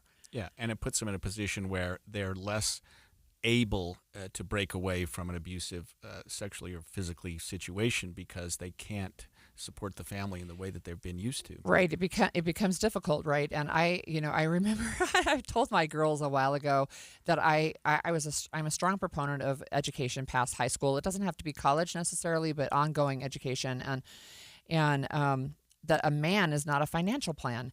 And the reason I say that is because we know Utah women, at least 8 out of 10, so 80% at some point will be the primary breadwinner for their family. That could be a delay in marriage. It could be death of a spouse. It could be disability. It can be divorce, right? There's a number of reasons, but 8 in 10 will end up being the primary breadwinner, right? So this is an important step for women. Yeah, they have to do that. And it's interesting, several times in this report, there's a mention of addiction, of drug abuse, alcohol abuse, and I guess that goes without saying. I see that a lot in my own practice with individuals, that when there's substance abuse in the home, there's a greater likelihood of other abuse, of physical and sexual abuse, right. and things that, and those are the kind of things that really have an effect on children as well when they observe that. And right. they see that one of the parties is drinking, and right. because people do become abusive and when they become right. in those situations. Right. Right. I mean, globally, too, we're talking about family economic level. We have visited with Jay Evenson from the Deseret News about Mohammed Yunus in Bangladesh, who started the Grameen Bank, which does microcredit. Well, they lend to women. And there's a reason for that, because the data shows over and over and over and over globally that if the women have control of money within their family households, even in the developing world where there's very little money, that money is reinvested into the family. So maybe that mom doesn't have any formal education, or maybe they got to 6th grade, but they were really focused on having their kids get an education. And that's one of the things that Jay has talked to us before about these microcredit loans, right, is the moms reinvested into their families.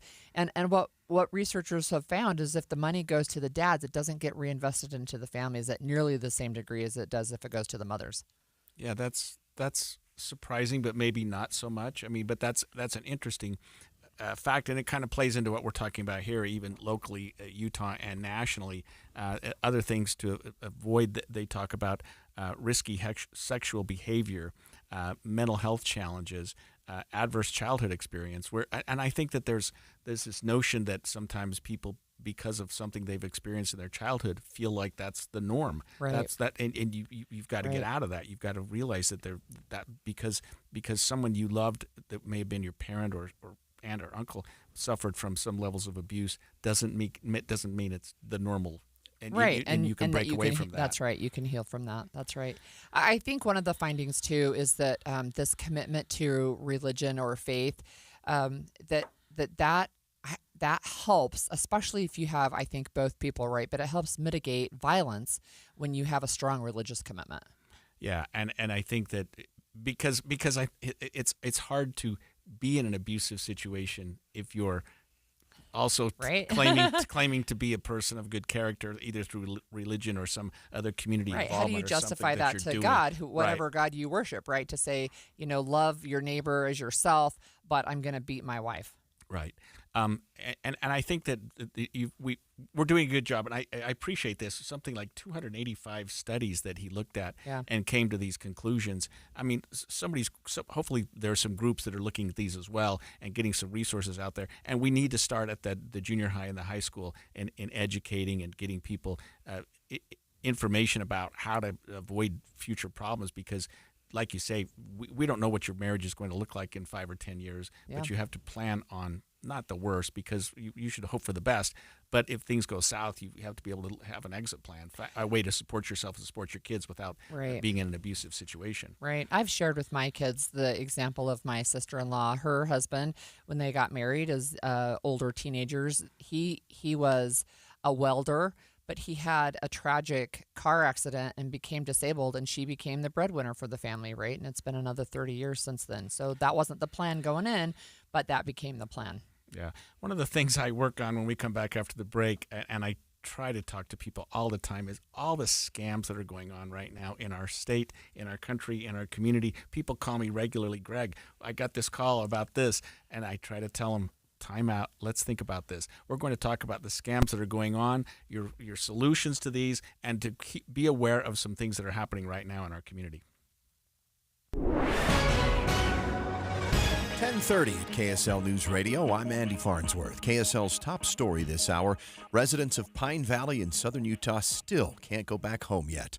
State fire officials say the Forsyth fire is still 0% contained and grew about 1,000 acres in the last 24 hours to 8,000 acres. Our top national story this hour from ABC News. Strong words from the president this morning after announcing a ceasefire between Iran and Israel, then learning both had fired missiles at each other. We basically have two countries that have been fighting so long and so hard that they don't know what they're doing. He insisted the ceasefire is still in effect in a new post on his Truth Social account. Five-star quarterback Ryder Lyons is going to be a BYU Cougar. Lyons made the announcement on the Pat McAfee Show just moments ago, choosing BYU over Oregon, USC, Ole Miss, Ohio State, and Michigan. According to KSL Sports, Lyons plans to serve a mission for the Church of Jesus Christ of Latter-day Saints after he graduates high school this December. The Folsom, California native is the Cougars' first five-star recruit since 2003. Your money at this moment, the Dow is up 479 points to 43,060. Coming up, it's going to be breezy, but with some possible smoke coming in this afternoon. KSL weather's next. KSL News Time, 10:31. Mornings are for recharging. And they're for starting your day right. We volunteer to join you in the car. Get news and weather at 102.7 FM during the most important part of your day. Andy and Amanda, each morning between 5 and 9 on KSL News Radio. I'm Ed Evans, CEO of Consumer Cellular. No, we're not one of the big guys. Truth is, we don't want to be. If you're over 50, Big Wireless probably has you paying for more data than you might need. You could be throwing away thousands over a lifetime. We're not here to be the biggest. We're here to bring you something we believe is better. Our plans start at just $20. You'll get the same fast nationwide coverage without the big wireless bill. Call 1-888-FREEDOM or visit consumercellular.com/facts. Plans include $5 credit for auto pay and e-billing. See site for additional facts. Get in the zone, AutoZone. Jane has 150,000 miles on her truck, and she's proud of that. Jane's secret? AutoZone, where friendly AutoZoners help her find the right parts. Jane's brother Josh only cares that his car starts and goes, but when it doesn't, he also goes to AutoZone, where friendly AutoZoners help with free services. No hassles, just help. Everything you need, nothing you don't. Get in the zone, AutoZone. Restrictions apply. Hey, it's Mike Rohn. If I have a choice, I like to do business with companies that actually stand for something. That's why I switched from Verizon to Pure Talk. No offense to Verizon, I'm sure they stand for something. I just don't know what it is. Pure Talk, on the other hand, is a veteran-owned company that supports our military in a big way, and I appreciate that. Yeah, I also appreciate unlimited talk and text and plenty of data for half the cost of the big guys, and I do like being on America's most dependable 5G network for just $20 a month, but what I really appreciate is no contract, no cancellation fees, and Pure Talk's commitment to handle all their customer service in this country. I saw it for myself. I went to Georgia, I got a tour of their headquarters, I met their CEO, and I talked to the same customer service folks that you'll talk to when you dial pound 250 and say keyword Mike Rowe. Switch today and save 50% off your first month when you dial pound 250 and say keyword Mike Rowe. Pure Talk, a wireless company that actually stands for something. I am down 50 pounds in 11 weeks, and this program works. The pounds melt off. It's amazing.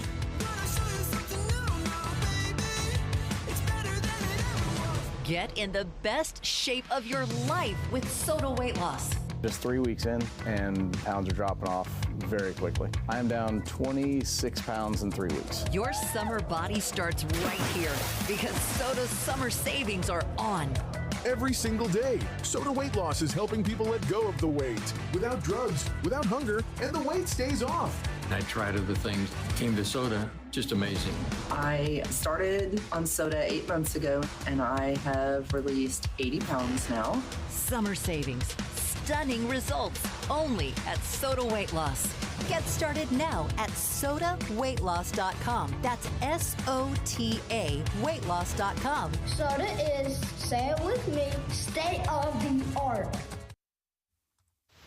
Traffic and weather together brought to you by Mountain America's Double Rewards credit card promotion. Here's Heather Kelly. We are looking at fairly good speeds across the Wasatch Front. Still have a bit of slowdown, though, northbound I-15, trying to get out of Utah County, just adding maybe 30 seconds to a minute to your commute. But if you're in Utah County, we've had a couple of crashes in American Fork. Both of them are in between the 5th East on-ramp and the Main Street exit ramp. They're about 300 yards apart from each other. They're both blocking the HOV lane. So traffic still has 4 right lanes to use, and it's not slowing you down in that area. If you're southbound I-15 in Davis County, though, you do have slowdowns through Kaysville heading to Farmington. That's due to road construction. Jordan Valley Water says we're using about 12% more water than last year, even though we don't need to. Do your part, water 1 day less each week. Heather Kelly in the KSL Traffic Center. KSL weather will be breezy this afternoon, which means there's a chance we'll see some smoke from southern Utah. The high of 83 degrees. Tomorrow, mostly sunny with a high of 86. Right now, it is sunny and 73 degrees in Salt Lake City. I'm Andy Farnsworth from the KSL Common Spirit Health Studios. Listen online at kslnewsradio.com. We're Utah's news, traffic, and weather station. The all-new Inside Sources. Inside Sources. Your inside access to the people and policies shaping Utah's future. Here are Greg Skordas and Holly Richardson on KSL News Radio. After practicing law for so long, Holly, I think I know all the scams, and I think I'm up to speed on everything. And people call me all the time and say, hey, I got this call about this, I got a call about that. Is it a scam? Here's one I hadn't been aware of before, but that just blew me away, but it's consistent with what's happening right now in our country, and that is this. If you're told you need to pay a tariff after you've already made a purchase, don't fall for it. And KSL News Radio's Britt Johnson tells us more about the tariff scams, which are on the rise. Better Business Bureau Director of Business Engagement and Outreach, Haley Reyes, says they're seeing a lot of new business owners being told that they need to pay additional fees to cover tariffs in order to get their products. Scammers are counting on the fact that people are confused by tariffs, and business newbies may be less familiar with international trade. Look, I think scammers are creative and they adapt to the moment, right? So that's this tariff scam. I know in the international humanitarian space, if there's ever some kind of big thing, a big earthquake or a tsunami or whatever, you will find scammers trying to get in on the game, right? So there are people trying to donate. So it'll be Red Cross, but they'll have a typo in the name, right? So that they can get your money that way because they want to prey on people's good hearts, right? Yeah. Another one that I hear a lot in Utah, and I didn't realize this is happening nationwide, are these jury duty scams. And I'll talk about some Utah ones, but Ohio officials are warning people about this one, and they say they could show up anywhere. And this is a ABC talking about jury duty scams. Not just are these people being hurt, but it's undercutting people's willingness or interest in interacting with the court, serving as jurors. Very important civic duty. That's Ohio Southern District Court Judge Douglas Cole. And so this one, Holly, I get all the time. People call me and they go, hey, I apparently missed jury duty. Right. And they get a call from someone who represents themselves to be law enforcement. And if you look at the caller ID, it will say Salt Lake County Sheriff or Davis County Sheriff. Somehow they're able to get that. So people think it's legit. They'll say, you missed jury duty. I can come and arrest you, but if you'll post $500 bail, we'll save that. And how do I post that? Well, you can send it to this address. Send it to this address or go get a gift card or do something like that. Yeah. No. Nobody's going to call you and arrest you for missing jury duty. Now, I shouldn't say that because of the judges out there going, screw this. They got to show up. You do have to show up. You do need to show up when you get jury duty, but you'll get notice. You'll get something in the mail, and they're not going to arrest you. They're not going to issue a warrant. They issue what's called an order to show cause. In other words, come and tell us why you missed. Right. Nobody's going to come and hook you up. I thought it was a scam. Right. I mean, sometimes it's hard to tell, right? So I know my daughter a couple of years ago bought her first house, and then she started getting things in the mail saying it was from her bank and that she had to buy this extra level of insurance. But I looked at the letter. There's no color on it, right? It's like just been Xeroxed.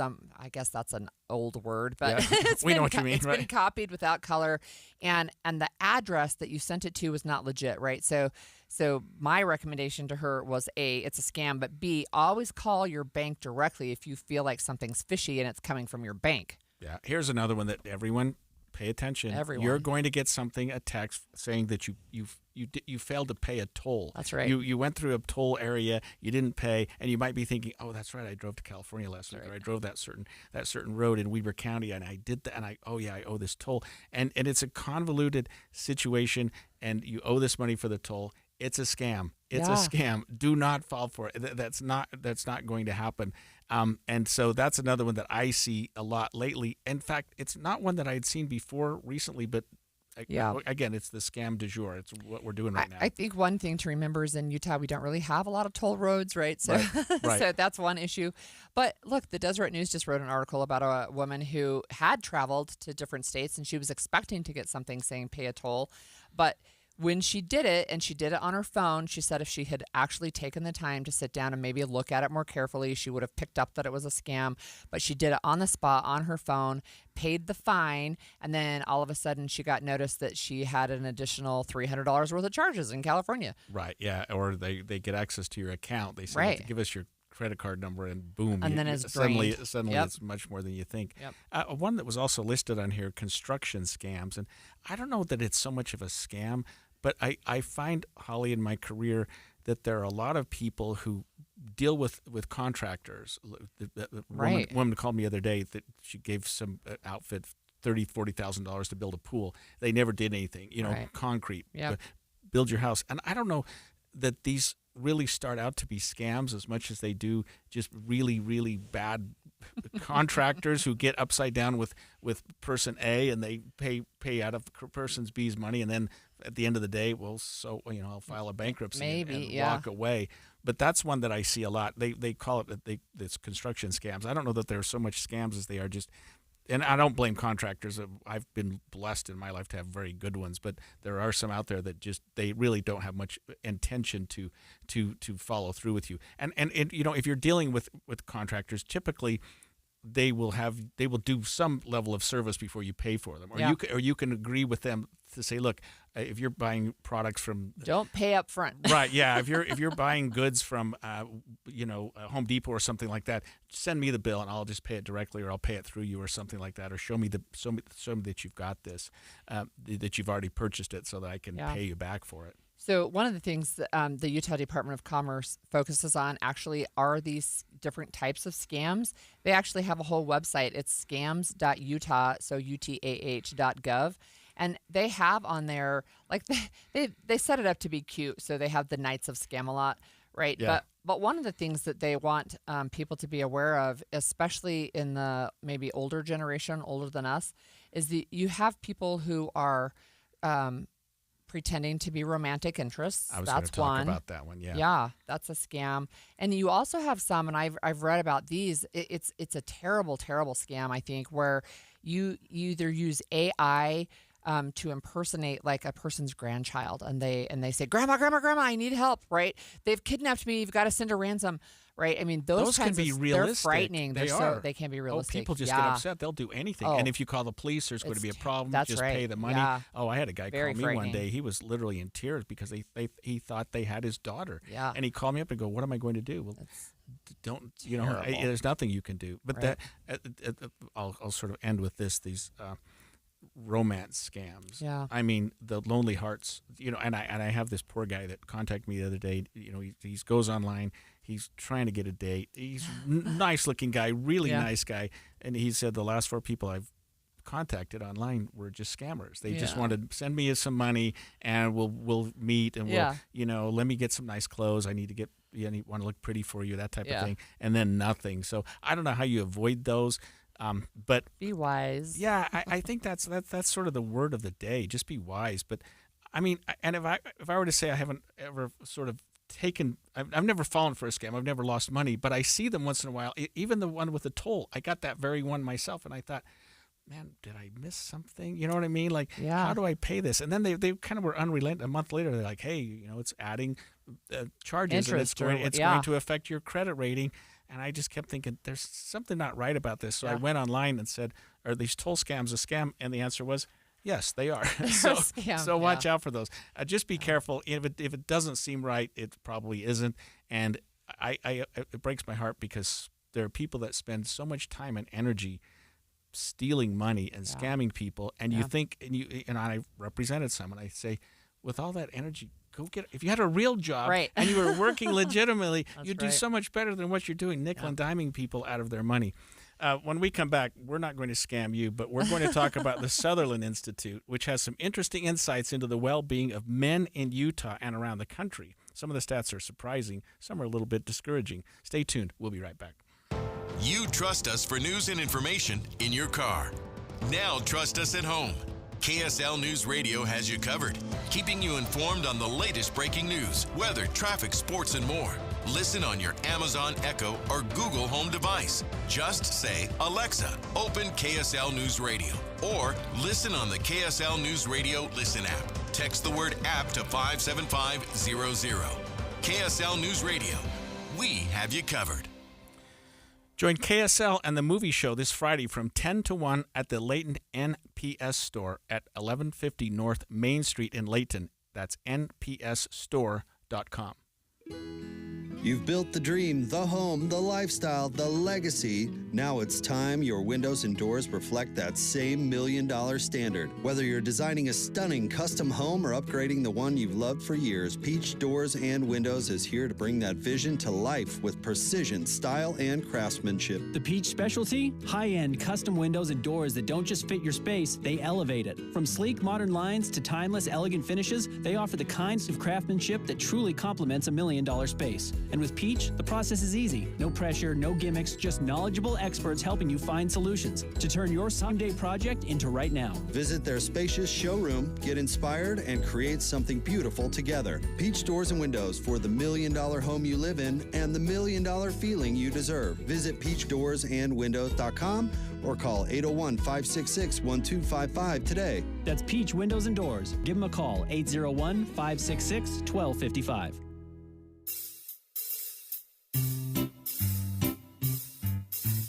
1-877 Cards for Kids. KARS Cards for Kids. 1-877 Cards for Kids. Donate your card today. 1-877 Cars for Kids. KARS Cars for Kids. 1-877 Cars for Kids. Donate your car today. Donate your car today at carsforkids.org. That's cars with a K. Your car, running or not, can be picked up as soon as the next day. You'll get a maximum tax deduction and a vacation voucher. 1-877 Cars for Kids. KARS Cars for Kids. 1-877 Cars for Kids. Donate your car today. Now accepting donations of land, homes, buildings, or any kind of real estate. I'm Andrew Saul, Commissioner of Social Security.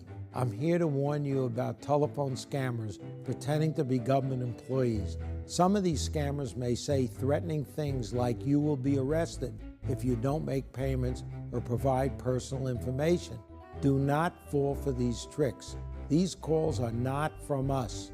Real Social Security employees will never threaten you for information or money. If you receive a call like this, hang up.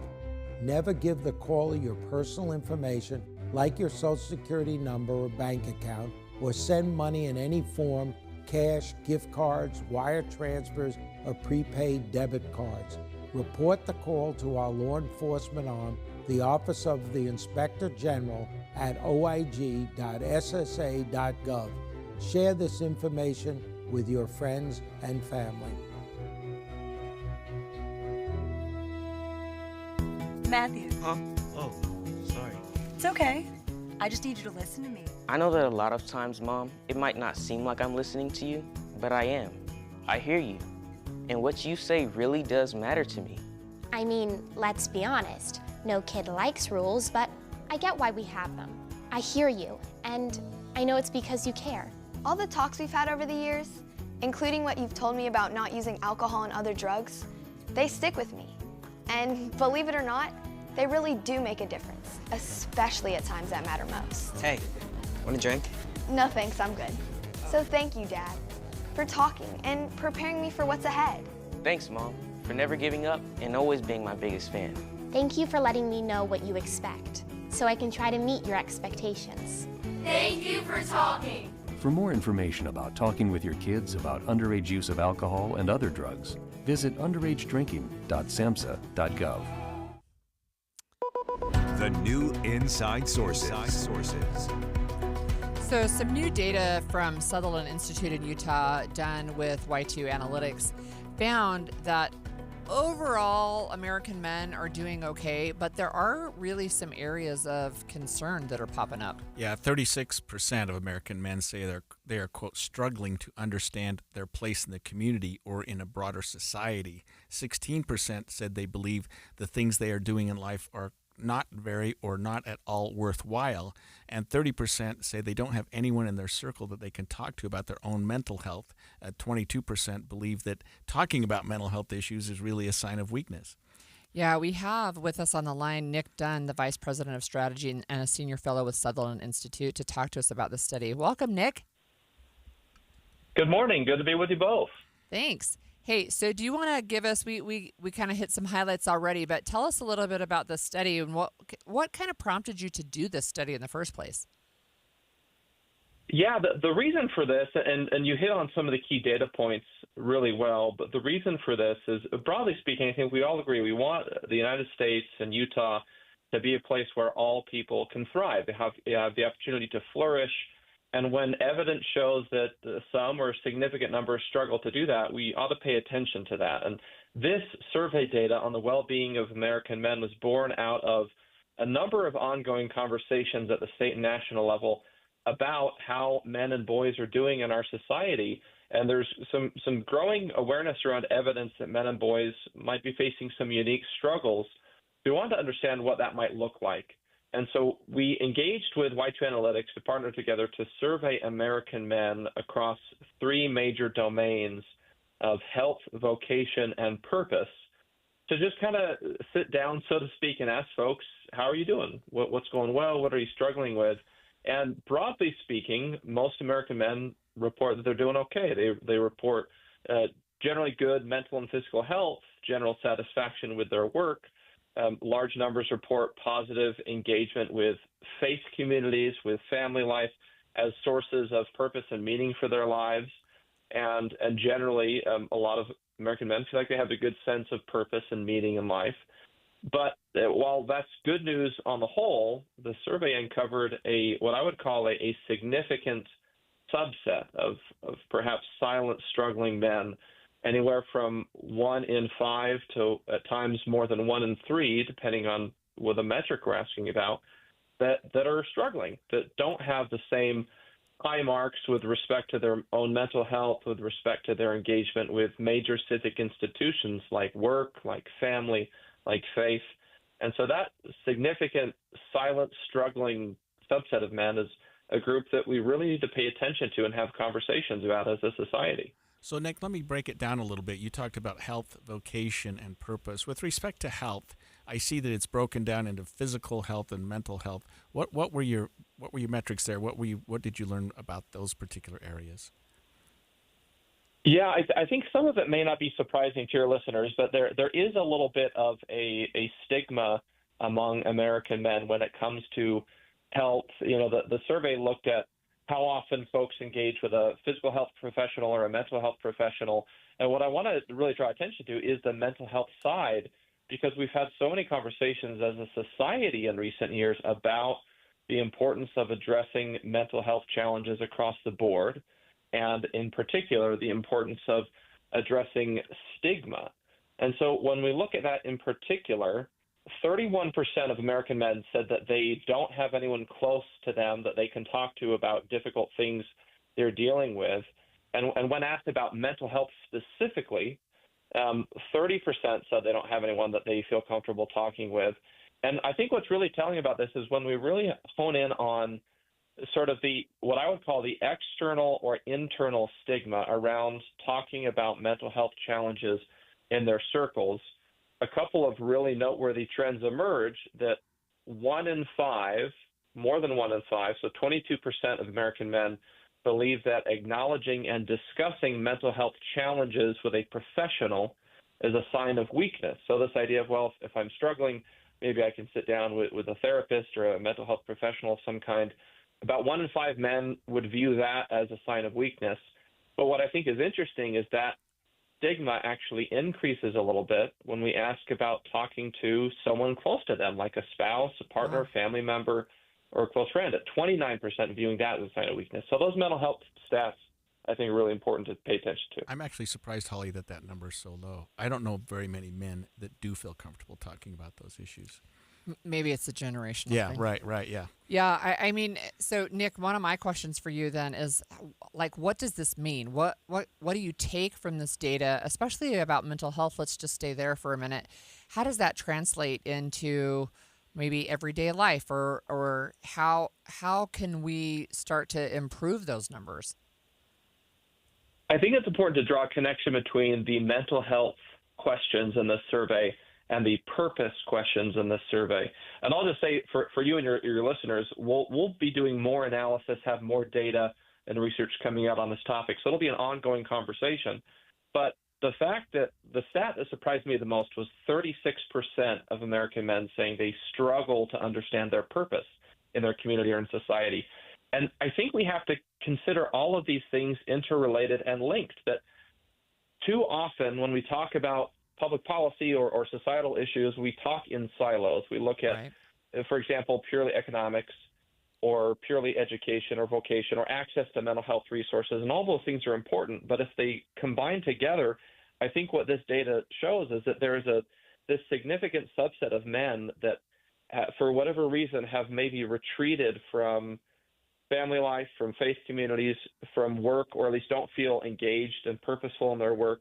And all of those things together, if you think of someone who doesn't really feel a purposeful connection to major institutions of civil society like those we're talking about, that I think that can be a correlating aspect with the mental health aspect. And so I think broadening the conversation to say that purpose, I would say, is in some ways the most nebulous and hardest to define in this kind of analysis, but also in some ways is the most important.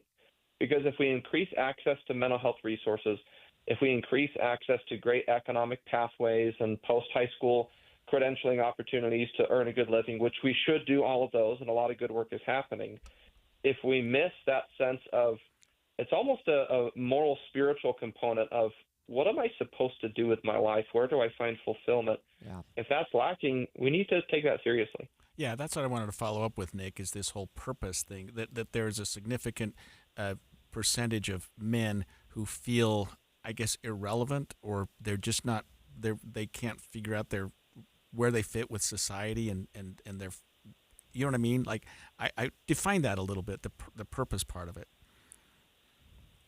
Yeah, so we looked at purpose through a few domains, and I think where the interrelated nature of this data becomes especially important is that I think you could ask the question this way, that when you wake up in the morning, either of you, the folks listening to this, when you wake up in the morning and you ask yourself, what am I supposed to do today? Who needs me? In what ways am I needed? In what ways am I valuable to my family, my community, my state, my country? And I think a significant number, the subset of men, are not sure how to answer that question. And so I think for those of us in the community who want to understand and address these issues, we should be thinking of it in terms of what is the holistic approach to increasing the sense of purpose.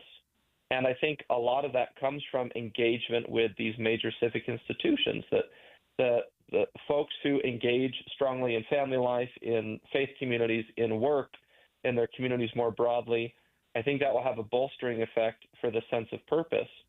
And so I think that component is really vital, to say that we need a multifaceted approach, because this matters not just for the anywhere from 1 in 5 to 1 in 3 men who report struggling, but so it's obviously affecting fathers, husbands, sons, but their sense of purpose isn't just individual to them, it affects the family stability, the emotional well-being of their communities. So broadening that discussion is really vital. Yeah, thank you for joining us today. We've been speaking with Nick Dunn, the Vice President of Strategy and a Senior Fellow with the Sutherland Institute. And as he was talking, I could think of lots of different data points as well, right? We have an increase in deaths of despair. We have a decrease in the marriage rate in the United States. We have what a social scientist called, bowling alone, where we have lost the ability to connect as a society. All of those things are important. Yeah, and it's interesting. We did this study related to men. A very, very interesting and helpful topic to have him join us today. We'll be right back.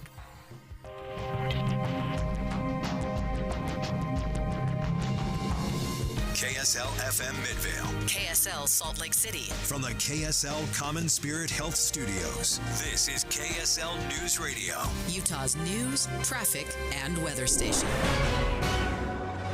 11 o'clock at KSL News Radio. I'm Jessica Lowell. KSL's top story this hour. The France Canyon fire burning near Bryce Canyon National Park is now more than 25,000 acres. Containment is still at about 10%.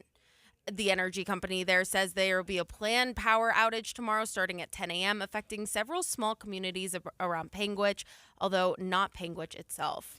And people in Bluffdale say they're getting sick of having their power shut off when it gets hot and windy. Rocky Mountain Power spokesman Jonna Whiteside tells KSL the power outages are part of their enhanced safety settings designed to prevent wildfires. What we're trying to do is find the balance between reliability and safety.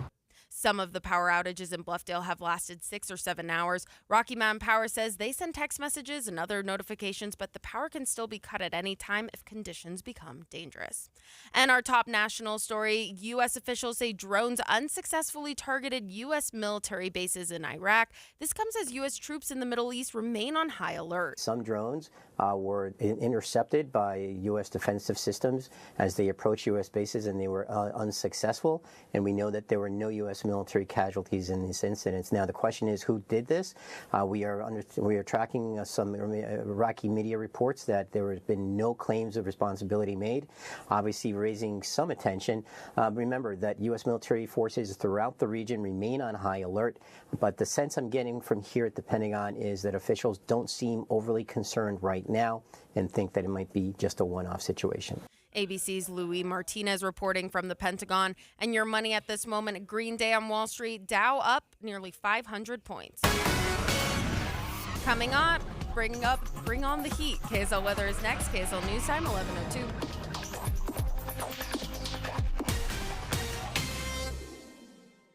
A reminder about the simplest way to get updated for your day. Hit your KSL preset when you jump in the car, and we'll take care of the rest. Hear key news updates and traffic reports. Andy and Amanda from 5 to 9 in your car. KSL News Radio at 102.7 FM. Regardless of how old your air conditioner is, there are a few things you can do to help it last as many summers as possible.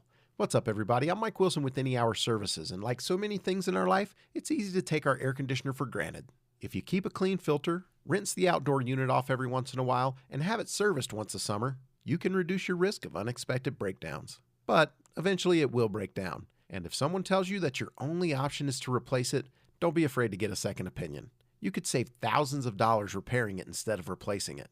Any Hour rarely comes across an air conditioner that just can't be repaired. That doesn't mean you won't choose to replace it anyway, but being told you don't have options, that's not cool.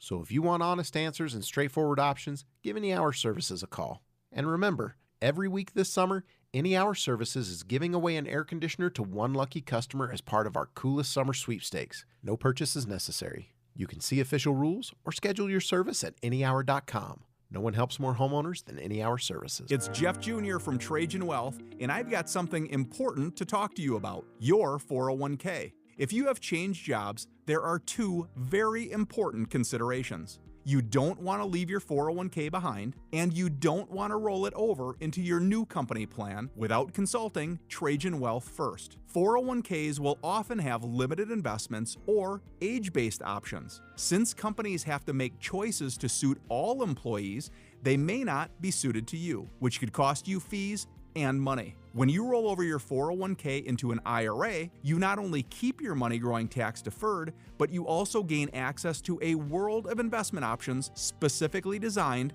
for you. Trajan Wealth and our fiduciary advisors have helped thousands, and we can do the same for you. Call Trajan today at 801-899-7600. 801-899-7600. Advisory services offered through Trajan Wealth LLC, an SEC registered investment advisor. An Australian hiker travels to the American West to walk a wilderness trail. Wasn't afraid to be out on his own. But Eric Robinson vanished in the high Uinta Mountains. I remember thinking, Eric, what were you thinking, mate? I'm Dave Cawley. Join me on my podcast, Uinta Triangle, where I travel the world to answer the question, what happened to Eric Robinson?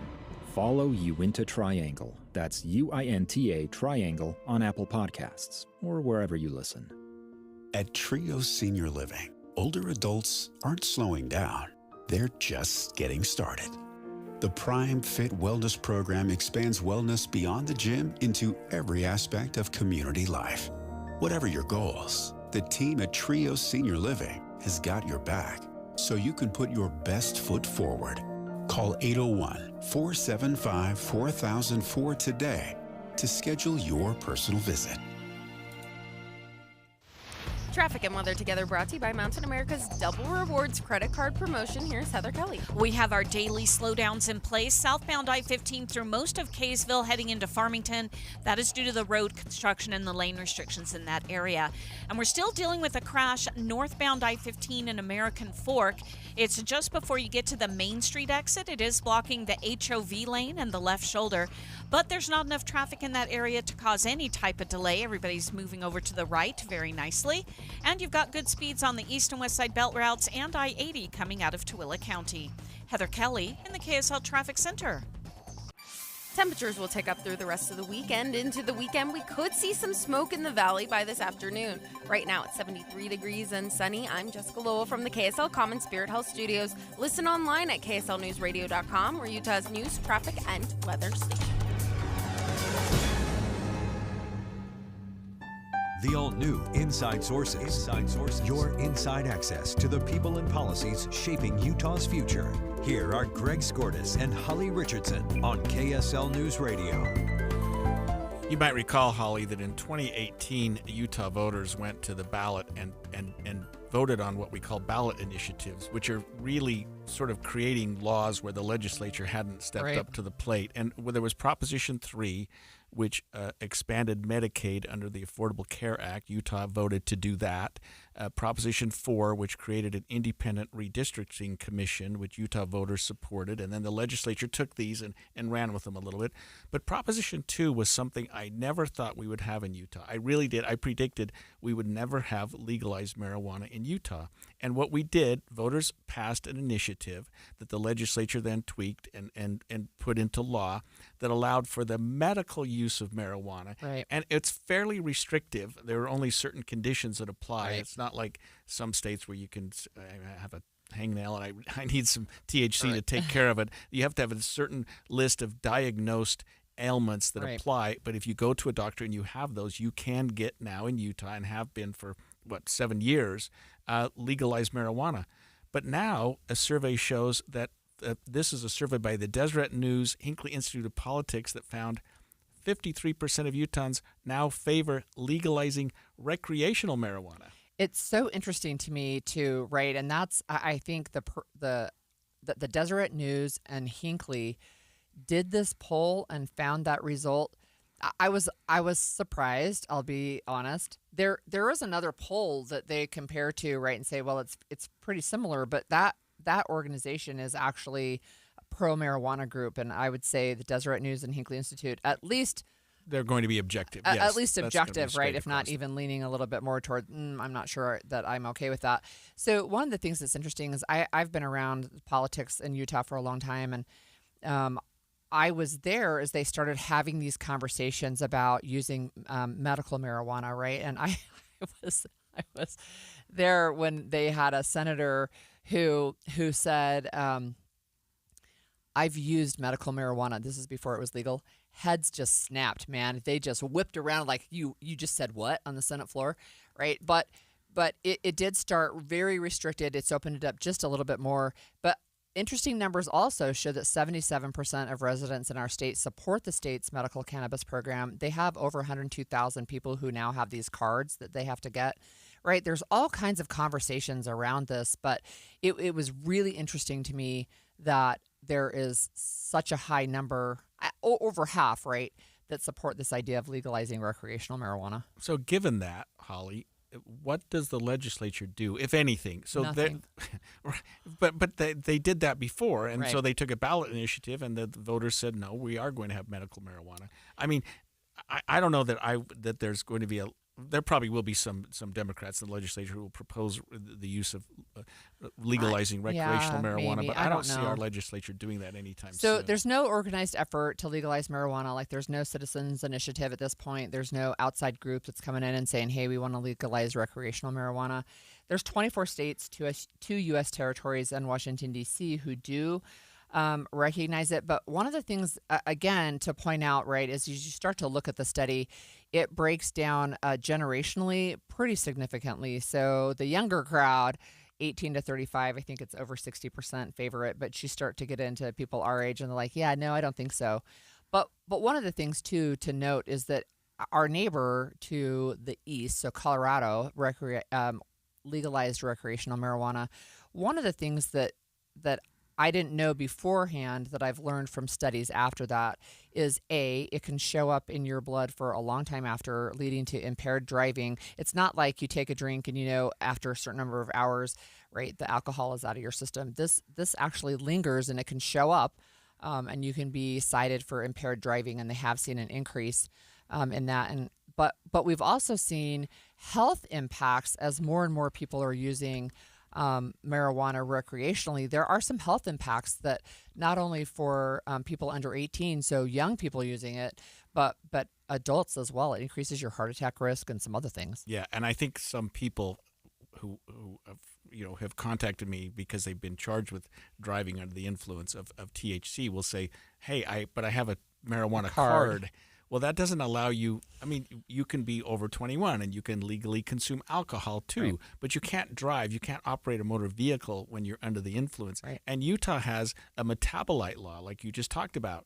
So marijuana, the metabolizes and stays in your system for some time. You may not feel the effects of it a day or two or three later, but if the police do a blood test on you and it shows that you have metabolized marijuana in your system, you can be charged with that crime. And it's a similar crime. It's on the same level as a DUI. It has the same sort of consequences with respect to your driver's license or whatnot. So don't think that because you have a legal marijuana card that you can operate a motor vehicle after having consumed marijuana, because it's just not going to work. Right. And that's part of the conversation. And I don't anticipate the Utah legislature is going to move towards recreational marijuana, even if there's a citizens initiative. That seems like a bridge too far. But there have also been other laws that have passed that I thought that would never happen in Utah, and it does. So that part we don't know for sure. One of the things, too, that's interesting to me is we talk about, well, one of the arguments I've heard, right? Well, marijuana is natural. Well, so are mushrooms, but some of them will kill you when you use it the first time, right? Yeah, I mean, right. right. Foxglove, right, is digitalis. It comes in a natural form, but it'll give you a heart attack. So just because it's natural doesn't always mean that it's healthy, right? Yeah, and I guess I go both ways on this, because I've seen the effects of impaired drivers and the harm that they cause, and if we legalize recreational marijuana, and I'm not saying it's good or bad, I'm not opining one way or the other, we will have an increase in THC related drug vehicle fatalities. It will absolutely follow. I'm sorry for the pro THC people, but you're going to have more people driving. We've seen that in Colorado. We've seen that in Washington, right? We have seen that. One of the difficulties too is we still have restrictions on being able to research completely, because it still falls under this federal program saying, it's still a restricted substance. And so there's been, back and forth on the federal level about, can we do more research on this? And, one of the interesting things when we had the very first discussions in Utah about legalizing medical CBD was they held up a study that said, hey, this study shows that it's helpful. Well, as a researcher myself, I looked at the study. There were 9 people who self-selected into the study, which means they volunteered and they say, hey, study me, right? Sign me up. 9 people used it and they all said, yes, it helped me. Yeah, right. Yeah. Interesting. Another thing I do want to mention, just because the sort of the legal update on this, if you have a legal Utah medical marijuana card, you have to purchase it at a Utah dispensary. So you can't go across the line and say, hey, I got this in Colorado. It's treated like a controlled substance. It's treated like, I mean, it's almost like a pharmacy. Prescription. I haven't been to one, but you have to go in with a prescription, I guess, That's or right. something in order to buy the product. And there may be some limits on what you can buy and how much you can buy. I don't see recreational marijuana as being a big issue at the legislature this year. And I really don't see a big push in having another ballot initiative on that, at least anytime soon. But you don't not on know. this issue. There could be a group that proposes that. Interesting discussion. When we come back after the break, Utah is we're number one in everything, it seems like. The most independent state in America, according to Wallet Hub. We'll talk about what independent means when we come back. The wait is almost over. After 2 years of renovation, the perfect downtown lunch spot is now almost open. The Garden Restaurant opens on June 30th. The Garden Restaurant offers a beautifully designed space and deliciously fresh menu. It's close to everything downtown, next to the Temple Square block. If you need something quick and on the go, or to meet a client, friend, or place to relax, the Garden Restaurant offers healthy options like handcrafted sandwiches, soups, unique salads, plus traditional favorites like homemade pot pies and the famous Lion House rolls. The Garden's new look and tasty menu offer something for everyone, featuring dine-in, patio seating, lobby seating, and grab-and-go or quick online ordering. Visit the Garden today. Reimagine space with remarkable taste. Easy street access on the ground floor of the Joseph Smith Memorial Building. Open weekdays 11 to 3. Check out the menu at thegardenslc.com. Fresh flavors, iconic location. The Garden Restaurant, opening next week, June 30th. See you there. I am down 50 pounds in 11 weeks, and this program works. The pounds melt off. It's amazing.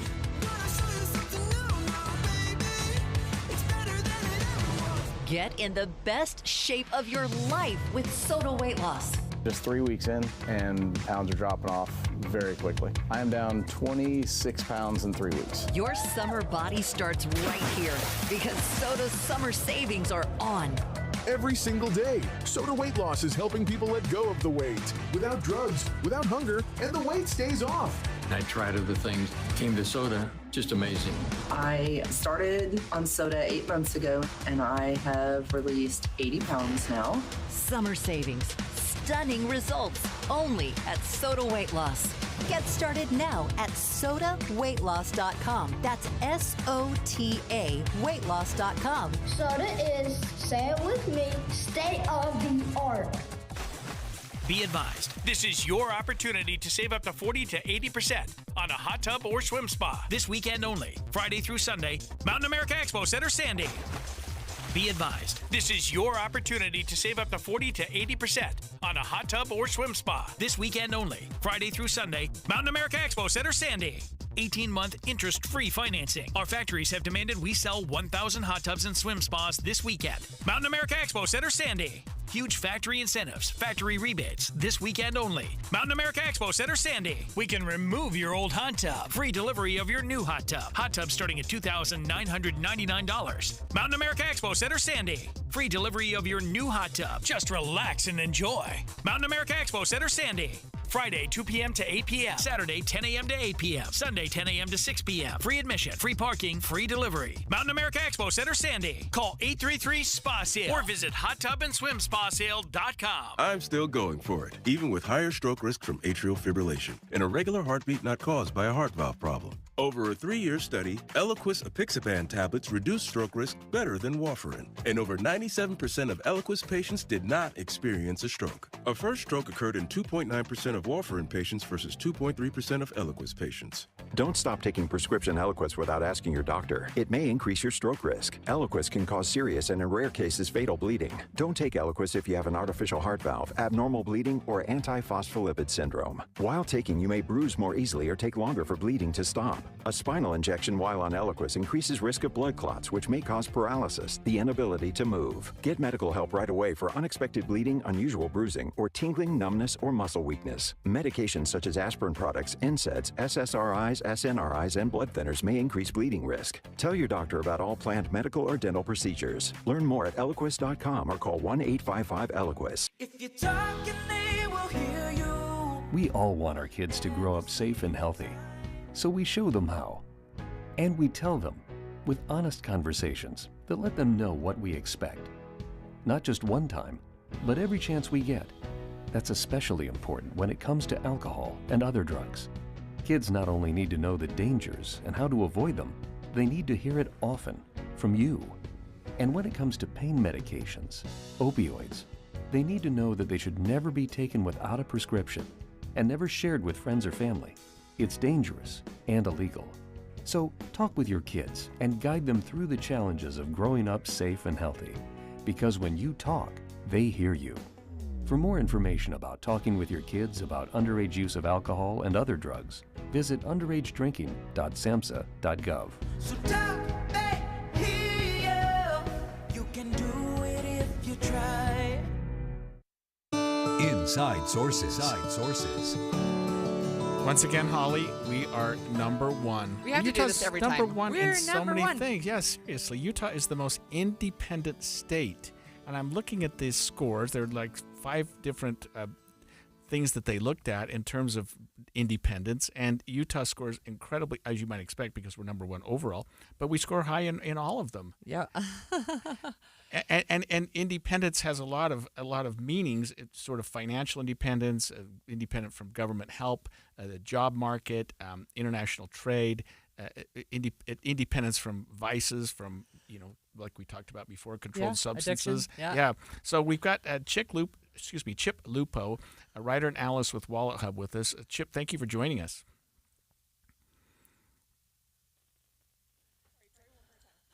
Chip, can you hear us? I hear you perfectly. Okay, sorry about that. Hey, so what was it that got Utah to the number one spot? Well, Greg, you kind of hit on some of the high points there at the top of the segment. Now, independence takes on several meanings. I mean, as we're getting close to Independence Day, and it's goes a little bit beyond just individual liberties and freedoms. Utah, again, as you mentioned, scores very high in all 5 of our dimensions, particularly in what we call vice dependency, number 1 overall. And what that means is that people in Utah are simply not dependent on addictive substances. They have the lowest share of people who smoke or binge drink in the entire country. Also, government dependency. Utah residents have the lowest percentage of people on public assistance or receive food stamps, which is second lowest in the country.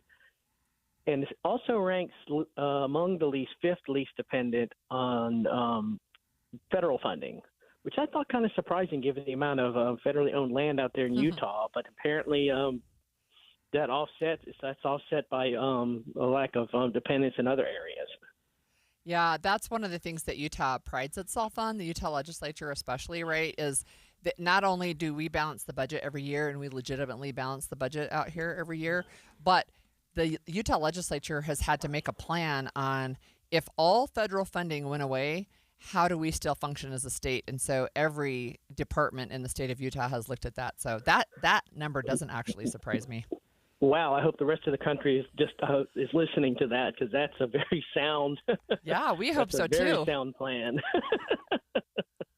We want the federal government to listen too. Right. It's interesting when you define independence, you talk about dependence on substance abuse, independence or dependence on the government. I mean, it's pretty broad. It's a really interesting study. One that I not sure I understood too much was job market dependency. What is meant by that? Yeah, well, job market dependency kind of goes hand in hand with the government dependency, because Utah, because it has the lowest unemployment rate in the country, 3.2%, there's less reliance on unemployment income and, in effect, some of your other government programs. It also has the second highest median income in the country, adjusted for cost of living, of course, at about $88,500, and the second lowest share of people in poverty. So all of that kind of ties together. Yeah, that's it's really interesting, and Utah loves it when you rank us number 1. Occasionally, you rank us number 50, and then we're not so happy. But well, that depends on the study. Now, there are studies out there where sometimes 50th is being good. Right. Is Utah dependent, Chip, on international trade? That was another one that I wasn't sure I understood. Not as much. International trade dependency, 12th overall, so that's a pretty solid number. What does it mean, though? Maybe it's self-defining, but tell me what you mean by international trade dependency. Okay, so by international trade dependency, that's more or less does your state rely on basically just how much of it does it rely on exports? Just rely on exports from other countries, basically. I see. And Utah is 12th in the nation on the 12th out of 50. So that's a good solid number. Meaning that we create more of our things here, and we can get things locally or at least nationally. Correct, which is key because Utah being a landlocked state, there's no ports of entry more or less. And again, this is a mining-rich area, and the energy sector in that surrounding area is good. So the Utah, again, to your point, is on its road to self-sufficiency, it seems. Yeah. Thank you so much for joining us today, Chip. Chip Lupo is a writer and analyst with WalletHub and talking about this study that puts Utah number one again, most independent state. So one of the things that I think he mentioned several times being self-sufficient and that we have the lowest share of people who smoke or binge drink in the country. I think that really looks at just the makeup of our state, right? We do have a fairly religious state. We have people who don't smoke or drink a lot, although we do consume a lot of caffeine, let's be honest. But one of the things we try to do, I think individually even, is try to be self-sufficient, right? So I've done everything from sew my kids' clothes to can food in the summer, those types of things, trying to work towards being self-sufficient as a household, but we're doing it as a state as well. Why do you think it is, Holly, that we rank so low, so good, favorable, with respect to public assistance and SNAP funding? That Utahns don't seem to be as dependent on those resources nationally as other states. That number surprised me a little bit, really. But I think it goes back to this idea of we want to help people. I mean, we use this so much as a cliche, but give people a hand up, not a handout. Right. I mean, legislatively and talking about public policy stuff, we're trying to help incentivize people to get off public assistance. And one of the things the legislature has been trying to address is you have what they call a benefits cliff. So you have a certain amount of benefits, but then when you increase your income, you lose all of the benefits, so much so that it's actually worthwhile to not let your income increase. And so they're trying to figure out how do you fix that gap right there, right, so that we can help people become more independent. Yeah, and we talked not long ago on this show about the Utah's median income, and that I think we're like the second highest in the country. So high. Right. He said it's sort of ranked a little bit. It's pro rata.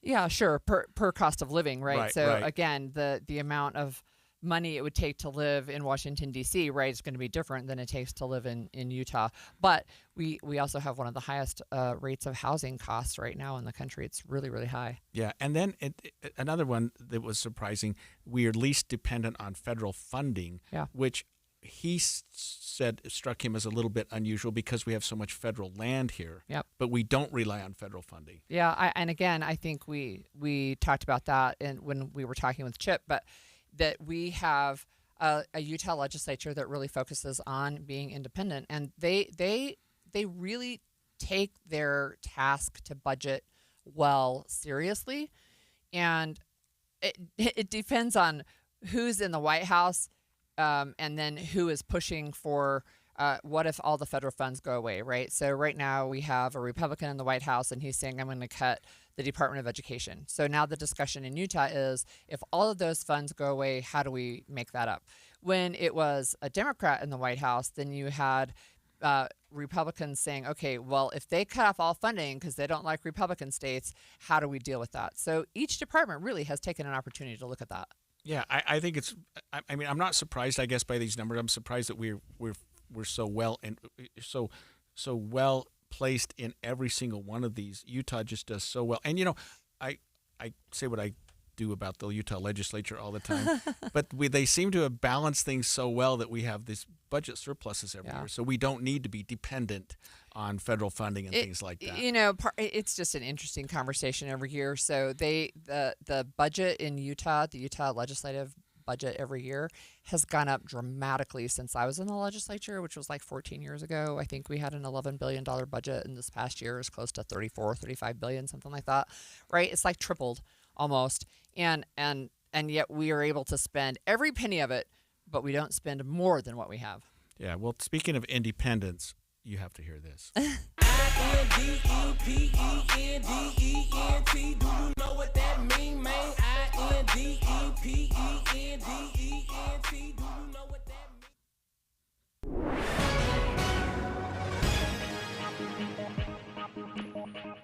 It's 11:30 at KSL News Radio. I'm Verl Johansson. KSL's top local story this hour. The France Canyon fire burning near Bryce Canyon National Park is now more than 25,000 acres. Containment is still about 10%. Garcane Energy says there will be a planned power outage tomorrow starting at 10 a.m., affecting several small communities around Panguitch, though not Panguitch proper itself. Our top national story this hour from ABC News. Some lawmakers want Congress to have to approve any future U.S. action in the Middle East, and Virginia Senator Tim Kaine has announced a resolution that would require it under the War Powers Act. It's unclear how far that resolution may go. The energy amongst certain congressional Republicans to even address this war powers question has somewhat kind of left the building because they don't view this as an issue that needs to be tackled in the immediate, because they don't see any more U.S. strikes on the horizon because of this ceasefire. Now, if the ceasefire doesn't hold, you might see some of those Republicans that were inclined to talk about this war powers issue, that would be inclined to back a kind of Kaine resolution, get back on board. That's ABC's Jay O'Brien. Your money this moment, the Dow is up 464 points, the S&P 500 up 63, the NASDAQ up 279. Coming up, sunshine and breezy. KSL weather's next. KSL News Time, 11:31.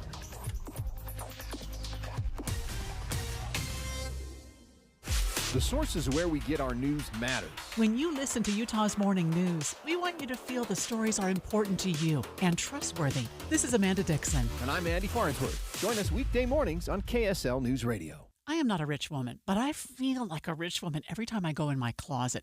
The best, hands down, present I've ever received was my husband secretly redid my closet with Closets by Design. So now when I go in there aren't all these shoes just junked on the floor. They're neatly sitting on their shelves. And my necklaces are hanging on their individual hooks, and earrings are in their little squares in this soft drawer that pulls out. It's just gorgeous. In fact, he saw how much I loved it. He had Closets by Design redo the garage. So now all the stuff, the tools, the toys, the junk is all in cabinets. When you open our garage door, you see cars. That's it. It's amazing. The things that Closets by Design can do, and it's going to save you money right now because you get up to 40% off plus an additional 15% off with 18-month financing. You can do so much with your closet, much more than you realize, with this wonderful Utah company, Closets by Design. Find out more at 1-800-BY-DESIGN or closetsbydesign.com.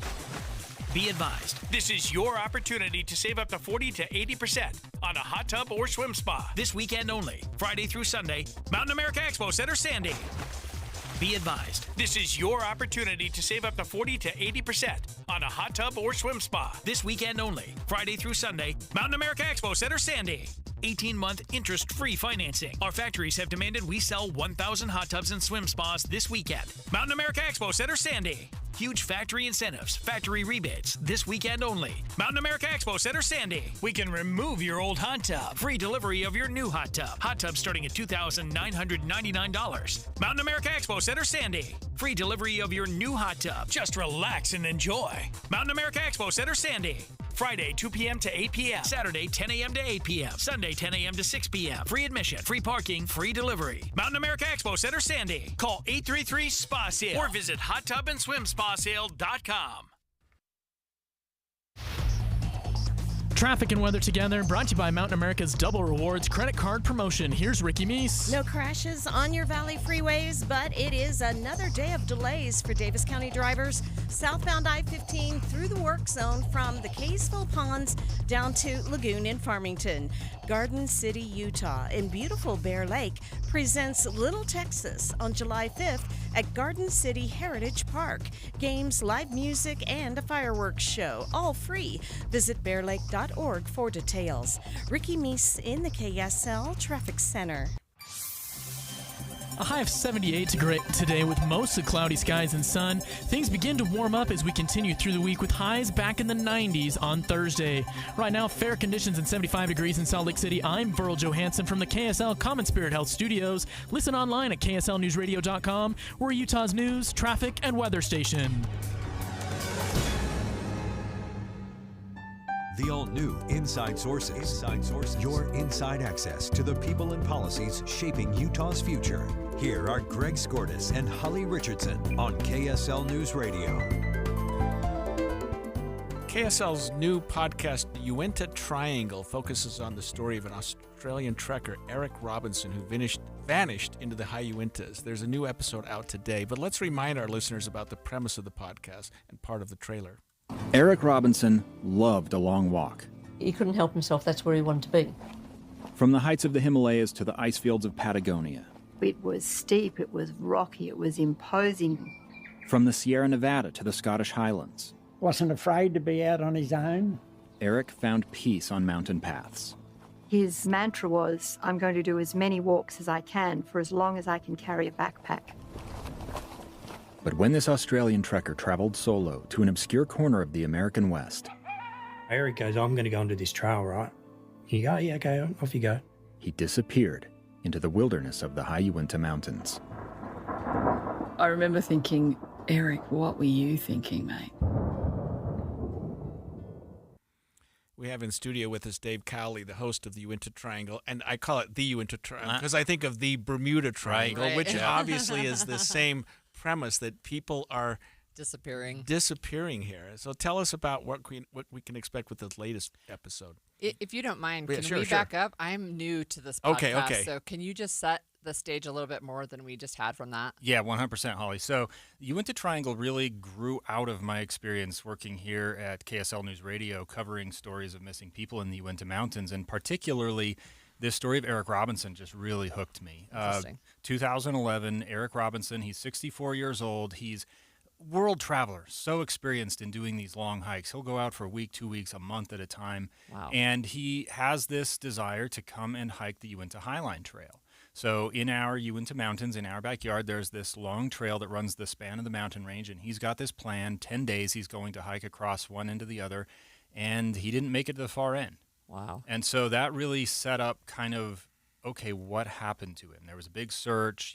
His wife and her daughter came over from Australia and took part in that search in 2011. They had to go home empty-handed. And so the episode that dropped this morning, episode 7, we sit with Eric's wife, Marilyn, in these years after he disappeared of Wow. what do you do when your loved one disappears and there's no answer about, kind of what happened to them. Describe this trail. I'm thinking Camas to Evanston, but you know what I mean? Like, yeah, wrong direction. Okay. So the Uinta Highline Trail, and you can get all kinds of nerdy, but basically, if you think, Vernal Highway 191 on the east going side, that way. and then the Mirror Lake Highway 150 on the other, and it follows the backbone, as I call it, the crest of the Uinta Mountain Range. So you're up at between 10 and almost 13,000 feet. There are a number of these high passes that you go over, and part of the production of this podcast was actually I went out and retraced Eric's steps as best Wow. I could, doing a solo trek along that same trail. Oh, wow. Yeah. Well, you made it out the other end, so that's a good thing. And that's one of the things that we talk about in the podcast, right? I don't want to scare anybody. We use Right. the title Uinta Triangle to kind of draw in that, question, because there are people who disappear in these mountains who are not found. But at the same time, with proper precaution, with experience and training, backcountry travel is something that can be done safely for the most part. Yeah. Little asterisk. So on this podcast, you said episode 7 dropped today. How many are there? Yeah, so we're looking at 9 episodes. We've got a couple more weeks, and I guess what's fun for me as the person who made the thing is now we're far enough in that people are, even if they're starting from episode 1, they're binging through and Right. they're getting to a point in the story where there's a lot of dramatic tension, like, oh my gosh, like I can't believe what's going on. And, we're coming up, obviously, on a big holiday weekend with the 4th of July. So if you're looking for something to listen to in the car, road tripping, that's a good option. a great option. Yeah. Tell our listeners a little bit more about Eric Robinson. It sounds like a fascinating individual. He really is. I connected so much with his wife, Marilyn Koolstra, and was able to learn from her a lot about his life. So, Eric was born in England, raised in Scotland until he was a teenager, and then he and his mom moved to Australia. So he's kind of English-Scottish by birth, Australian by identity. And he suffered a lot of tragedy in his early life. He was married once before. His wife died early. His mom died young. Wow. His father died when he was just a boy. So he had these, series of really difficult events in his life. And part of what motivated to get him outside was coping with these emotions and tragedy. And that was something that really resonated for me, as somebody who likes to go out into nature and really draw peace from those kinds of experiences. So I think a lot of people who like to hike, even if you're not, ambitious in Nepal doing the kinds of things Right. Eric was doing, there's a lot to identify with in his story. So again, newbie here. So he's done these hikes all over the world. You mentioned Nepal just barely. What? And maybe this is, I don't know if I'm sure you talk about this. What do people think happened? Yeah. Is that episode 9? No, we don't. We don't leave you waiting that long. But there's a big revelation in the episode that dropped today about, wow, okay. So I already told you, his wife waited years Yeah. trying to find some kind of answer. And Yeah. there was a discovery that happened. A family here in Utah from Coldville was on a trip in 2016, and they came across evidence in the backcountry, but not in a place where anyone expected Wow. to find it. And so kind of the tail end, the next few episodes are going to be investigation and exploration of, okay, what can we draw from this evidence to tell us that story, since Eric was alone, Yeah. of what his final days and hours looked like. Yeah. What was your experience in that area? What did you trek it alone? Yeah, I did. Did you do the whole thing? Uh-huh. In 10 days? And I'd done it before. I did it in 8. 8 days, wow. Yeah. And I've hiked, I've spent my life hiking around the Uinta Mountains. I love it up there. Every time you go into the backcountry, I think there is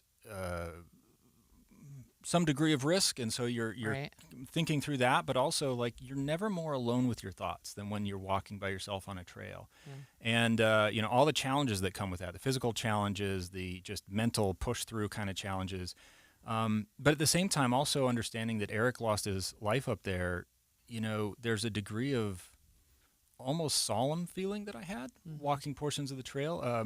Last week we had a moment in the episode where we get to hear video from when Marilyn, his wife, was forced to leave the Uintas, not knowing where he was, and she had built a cairn, and that was something that I was able to stop by and visit and kind of pay respects as I was doing that walk. So yeah, that's amazing. Pretty deep. To be honest, the one disappearance in the Uintas that I'm the most familiar with is Garrett Bardsley, because I was a parent of scouts at the time when he disappeared, right? So this is a whole new, interesting and fascinating story that actually I'm really excited to binge, because you've already captured my interest. Well, are you familiar with the Garrett Bardsley story? Very as much well? so. Yeah. Garrett comes up in the podcast. 2004. He's a 12-year-old kid. He's up with his dad and some other scouts. They're at a place called Kuberant Basin, which I think a lot of Uinta hikers are familiar with, and it's a puzzle because he was just going from the lakeside back to camp to get dry shoes and never been found. Yep. Yeah. To this day, he's not been found. Did it appear, and I don't want to spoil anything, Dave, but did it appear that Eric Robinson got off the trail, got lost? Yeah, so that was and I'm wondering how defined the trail is to begin with. That's a really great, insightful question. The Uinta Highline Trail is in many places vague and difficult to follow. And one of the questions that I had going into this project was, okay, how good of a navigator was Eric? So we really go through his past experience to try to answer that question. And, one of the interesting twists in the story is the last people to see him that were known about were a Boy Scout group. And when they saw him, he was 5 miles off the trail. Oh, wow. And at the time it was, why? Why did he end up there? Why was he off trail? Was he lost? And so we explore all that in the podcast. I came away with a different conclusion than I think many people would think based on the past. Interesting. Stories. Where can people find this podcast? So uintatriangle.com is our website, and if you like to listen on Apple, Spotify, whatever, you just search UINTA Triangle, and we'll pop right up. Can I listen at double speed? Yes, you can. I will talk very fast if you listen at double speed. Say that one more time, where you find it. Yes, uintatriangle.com, UINTA. Interesting. Well, thank you for joining us. Thanks, We'll Greg. look forward to episodes 7, 8, and 9. Yeah. And we want you to come back when we're heading into the home stretch there. Hey, I will never turn down an opportunity to come chat with you guys. Thanks so much. That's fun. You know, I love that area. I haven't hiked it as much, but he mentioned the Boy Scouts. There was a Boy Scout camp up there that I went to years ago. I think it was called Steiner or something like that. That was up in the Uintas, and I remember, we went there one year and. It was very exciting, and then a year or two later, they had a lightning strike up there, and somebody was killed or seriously injured. Yeah, anyway. My husband has taken kids up there, not just ours, but Boy Scout troops camping up there, and so these stories are like. When we come back after the break, the Utah Grizzlies are exploring a sale, that's the hockey team, and a potential relocation. Is there room for only one hockey team in Utah? We'll be right back. Ready to order? Yes. We're earning unlimited 3% cash back on dining and entertainment with a Capital One Saver card, so let's just get one of everything. Everything? Fire everything. The Capital One Saver card is at table 27, and they're earning unlimited 3% cash back. Yes, Chef! This is so nice. Had a feeling you'd want 3% cash back on dessert. Ooh, tiramisu. Earn unlimited 3% cash back on dining and entertainment with the Capital One Saver card. Capital One, what's in your wallet? Terms apply. See CapitalOne.com for details. I'm Ed Evans, CEO of Consumer Cellular. No, we're not one of the big guys. Truth is, we don't want to be. If you're over 50, Big Wireless probably has you paying for more data than you might need. You could be throwing away thousands over a lifetime. We're not here to be the biggest. We're here to bring you something we believe is better. Our plans start at just $20. You'll get the same fast nationwide coverage without the big wireless bill. Call 1-888-FREEDOM or visit consumercellular.com/facts. Plans include $5 credit for auto pay and e-billing. See site for additional facts. KSL offers the best daily newsletter in the state. It's the 3 things you need to know. Every weekday, we deliver quality and relevant content to your inbox. No ads, no spam, just the 3 things you need to know to be informed about the world around you. Subscribe today. Visit KSLNewsRadio.com or text the word inbox to 57500. That's inbox to 57500.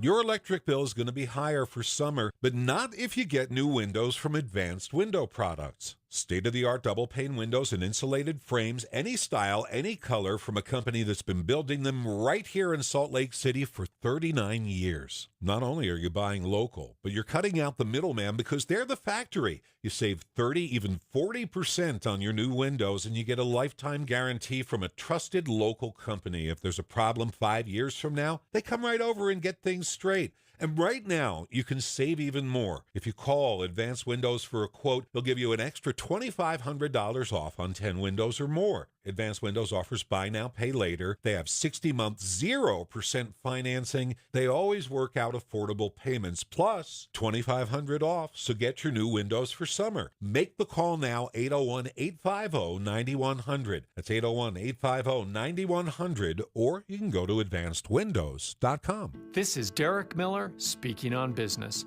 Body 20 offers personalized one-on-one strength training in just 20 minutes, delivering real results through a tech-driven, efficient workout. With expert trainers and cutting-edge technology, they are helping individuals reach their fitness goals faster and more efficiently. Franchise owner Ali DeSano joins us with more. As an OBGYN in Salt Lake City for 17 years, I'm focusing on menopause care, helping women feel stronger and supported. Personally, I've experienced the challenges of aging and the struggle to maintain strength. This led me to Open Body 20 Salt Lake City, where we offer personalized 20-minute training sessions using EMS technology. This innovative method activates more muscles, is low impact, and delivers quick results while being gentle on your joints. Our studio offers private workout suites, expert coaches, and advanced full body technology that creates a safer, more effective workout. It's helped me regain my strength physically and mentally, and I've seen it do the same for others. Whether you're short on time, easing back into fitness, or looking for a smarter way to train, Body 20 can help you feel empowered again in your body. Come visit us at Body 20 Salt Lake City at 613 East, 400 South, Salt Lake City, Utah. Regular exercise is essential for maintaining strength, energy, and overall wellness. Body 20 makes it easier to stay active with efficient, low-impact workouts that deliver real results in just 20 minutes. Learn more at body20.com.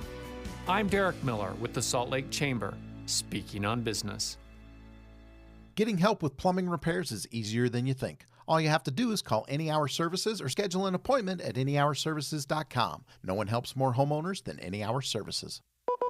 The new Inside Sources.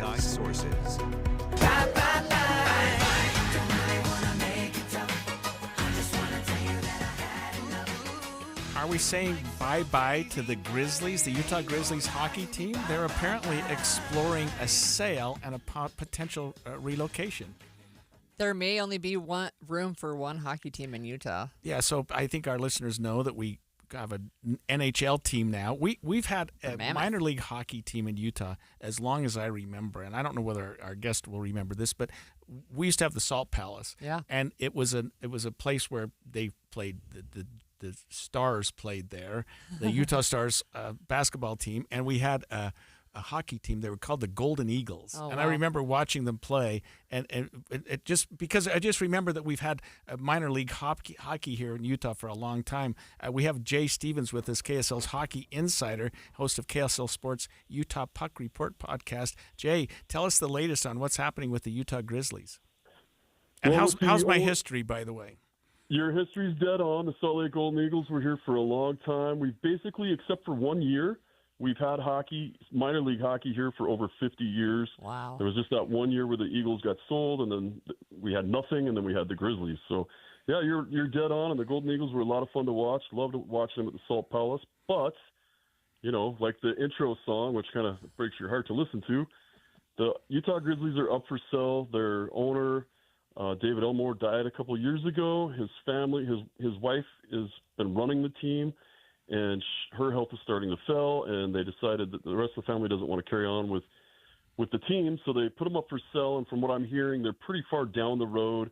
The front runner right now is going to be Trenton, New Jersey, and it looks like that's where the team's going to go. But Jay, isn't there another reason? Because when I heard about what are now called the Mammoth team coming in, I just thought there's no way Utah can support two professional hockey teams. Isn't that maybe that's the more overwhelming reason why they're moving? No, actually, it's really not. When the announcement of the NHL coming to Utah came, everybody kind of got excited about hockey. So that season, the Grizzlies' attendance went up, and then over this last season, even with what was the Utah Hockey Club, now the Mammoth, playing their regular season here, the Grizzlies' attendance went up 20%. Wow. So in most markets, you're seeing it more and more where the NHL team puts their AAA team just down the road. Vegas has theirs in Henderson. San Jose had theirs in the same building for a few years. So more and more we're seeing it will work, and it actually ends up saving the NHL team a lot of money with travel expenses and per diem, and helps them with the salary cap. So what is Utah going to lose out on with the Grizzlies going potentially to New Jersey? Well, the main thing they're going to lose out on is that, family-friendly and also family fund-friendly, entertainment value of going to see professional hockey for $10, $15 a ticket. The Maverick Center has some of the best seating in hockey. It was built for hockey. There's not a bad seat in that house for hockey. So that's the main thing we're going to miss out on. I imagine we're going to see something come back to the Maverick Center. There are rumors of a 12,000-seat arena that's up for approval being built at Black Desert and St. George, so look for possible minor league hockey there as well. But for now, that cheap and easy high-level hockey is going to be hard to find. And the Grizzlies they were the minor league team for the Colorado Avalanche, is that right?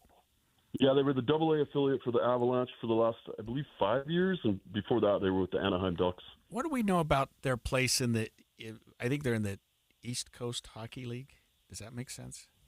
Yeah, it's just called the ECHL now. ECHL, there used to be a West Coast right. and an East Coast league. West Coast folded, and they just call it the ECHL now, and it absorbed all the other teams. In terms of their success and their audience participation, number of people that attend, how does that team stack up in that league? Middle. Yeah, they've always been right in the middle. A few years ago, we had a phenomenal team, and we made it a couple rounds into the playoffs. That was head coach Ryan Canassa, which is first year as the head coach. And we had great goaltending and up-and-coming defensemen. So the last couple of years we haven't made the playoffs, but we've done our job as an affiliate, and we've been feeding the Avalanche great goaltending. They'll send us a goalie. We'll get him here to develop. They'll pull him up. Trent Miner most recently, who set some records with the Grizzlies.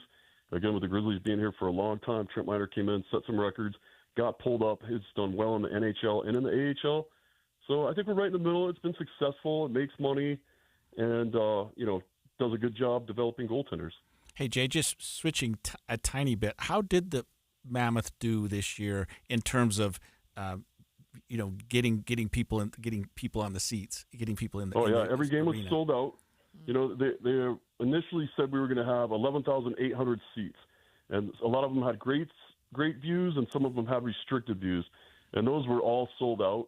And then the Smith Entertainment Group opened other seating that they're like, hey, you're not going to be able to see half the ice, but you can come in for $10 and we'll open these seats up. And those immediately sold out. And, wow. They had a deal with Smith's.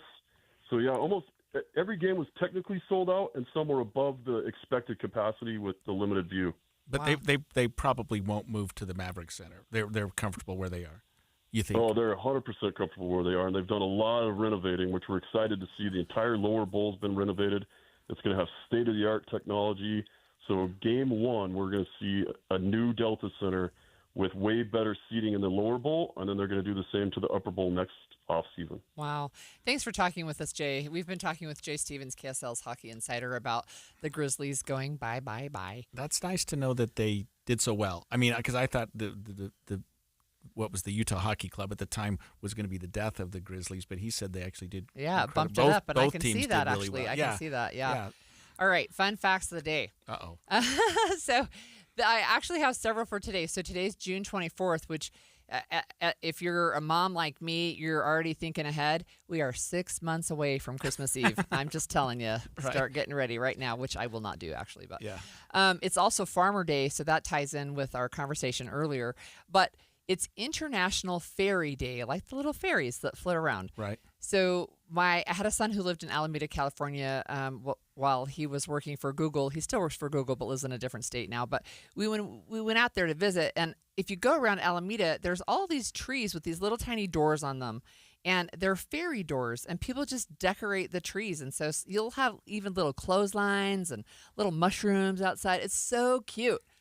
When I think of fairies, I think of Tinkerbell. I mean, my favorite fairy, which, by the way, I think is the only fairy I can think of right now. But I know, I'm sure right? there are a lot more. But that's fun. And you said it was also Farmer Day? Yeah, it's Farmer Day. So, thanks to all of our farmers for our food. I've grown some food for our family. There's no way I could grow enough to feed our entire family. And, I could do tomatoes and peppers and some stuff like that. Yeah, zucchini. And we actually did give a shout out to the farmers earlier when we talked about the H2A visas, where we had a farmer talk to us and how important it is to have those groups come in here. So farmers and fairies the same day. Farmers and fairies. And 6 months, from Christmas Eve. Yeah, look, it's one of the funny things, right, that I do sometimes, and I might put it in the Utah Policy newsletter tomorrow because it'll be 6 months till Christmas with a little Christmas tree or something, right?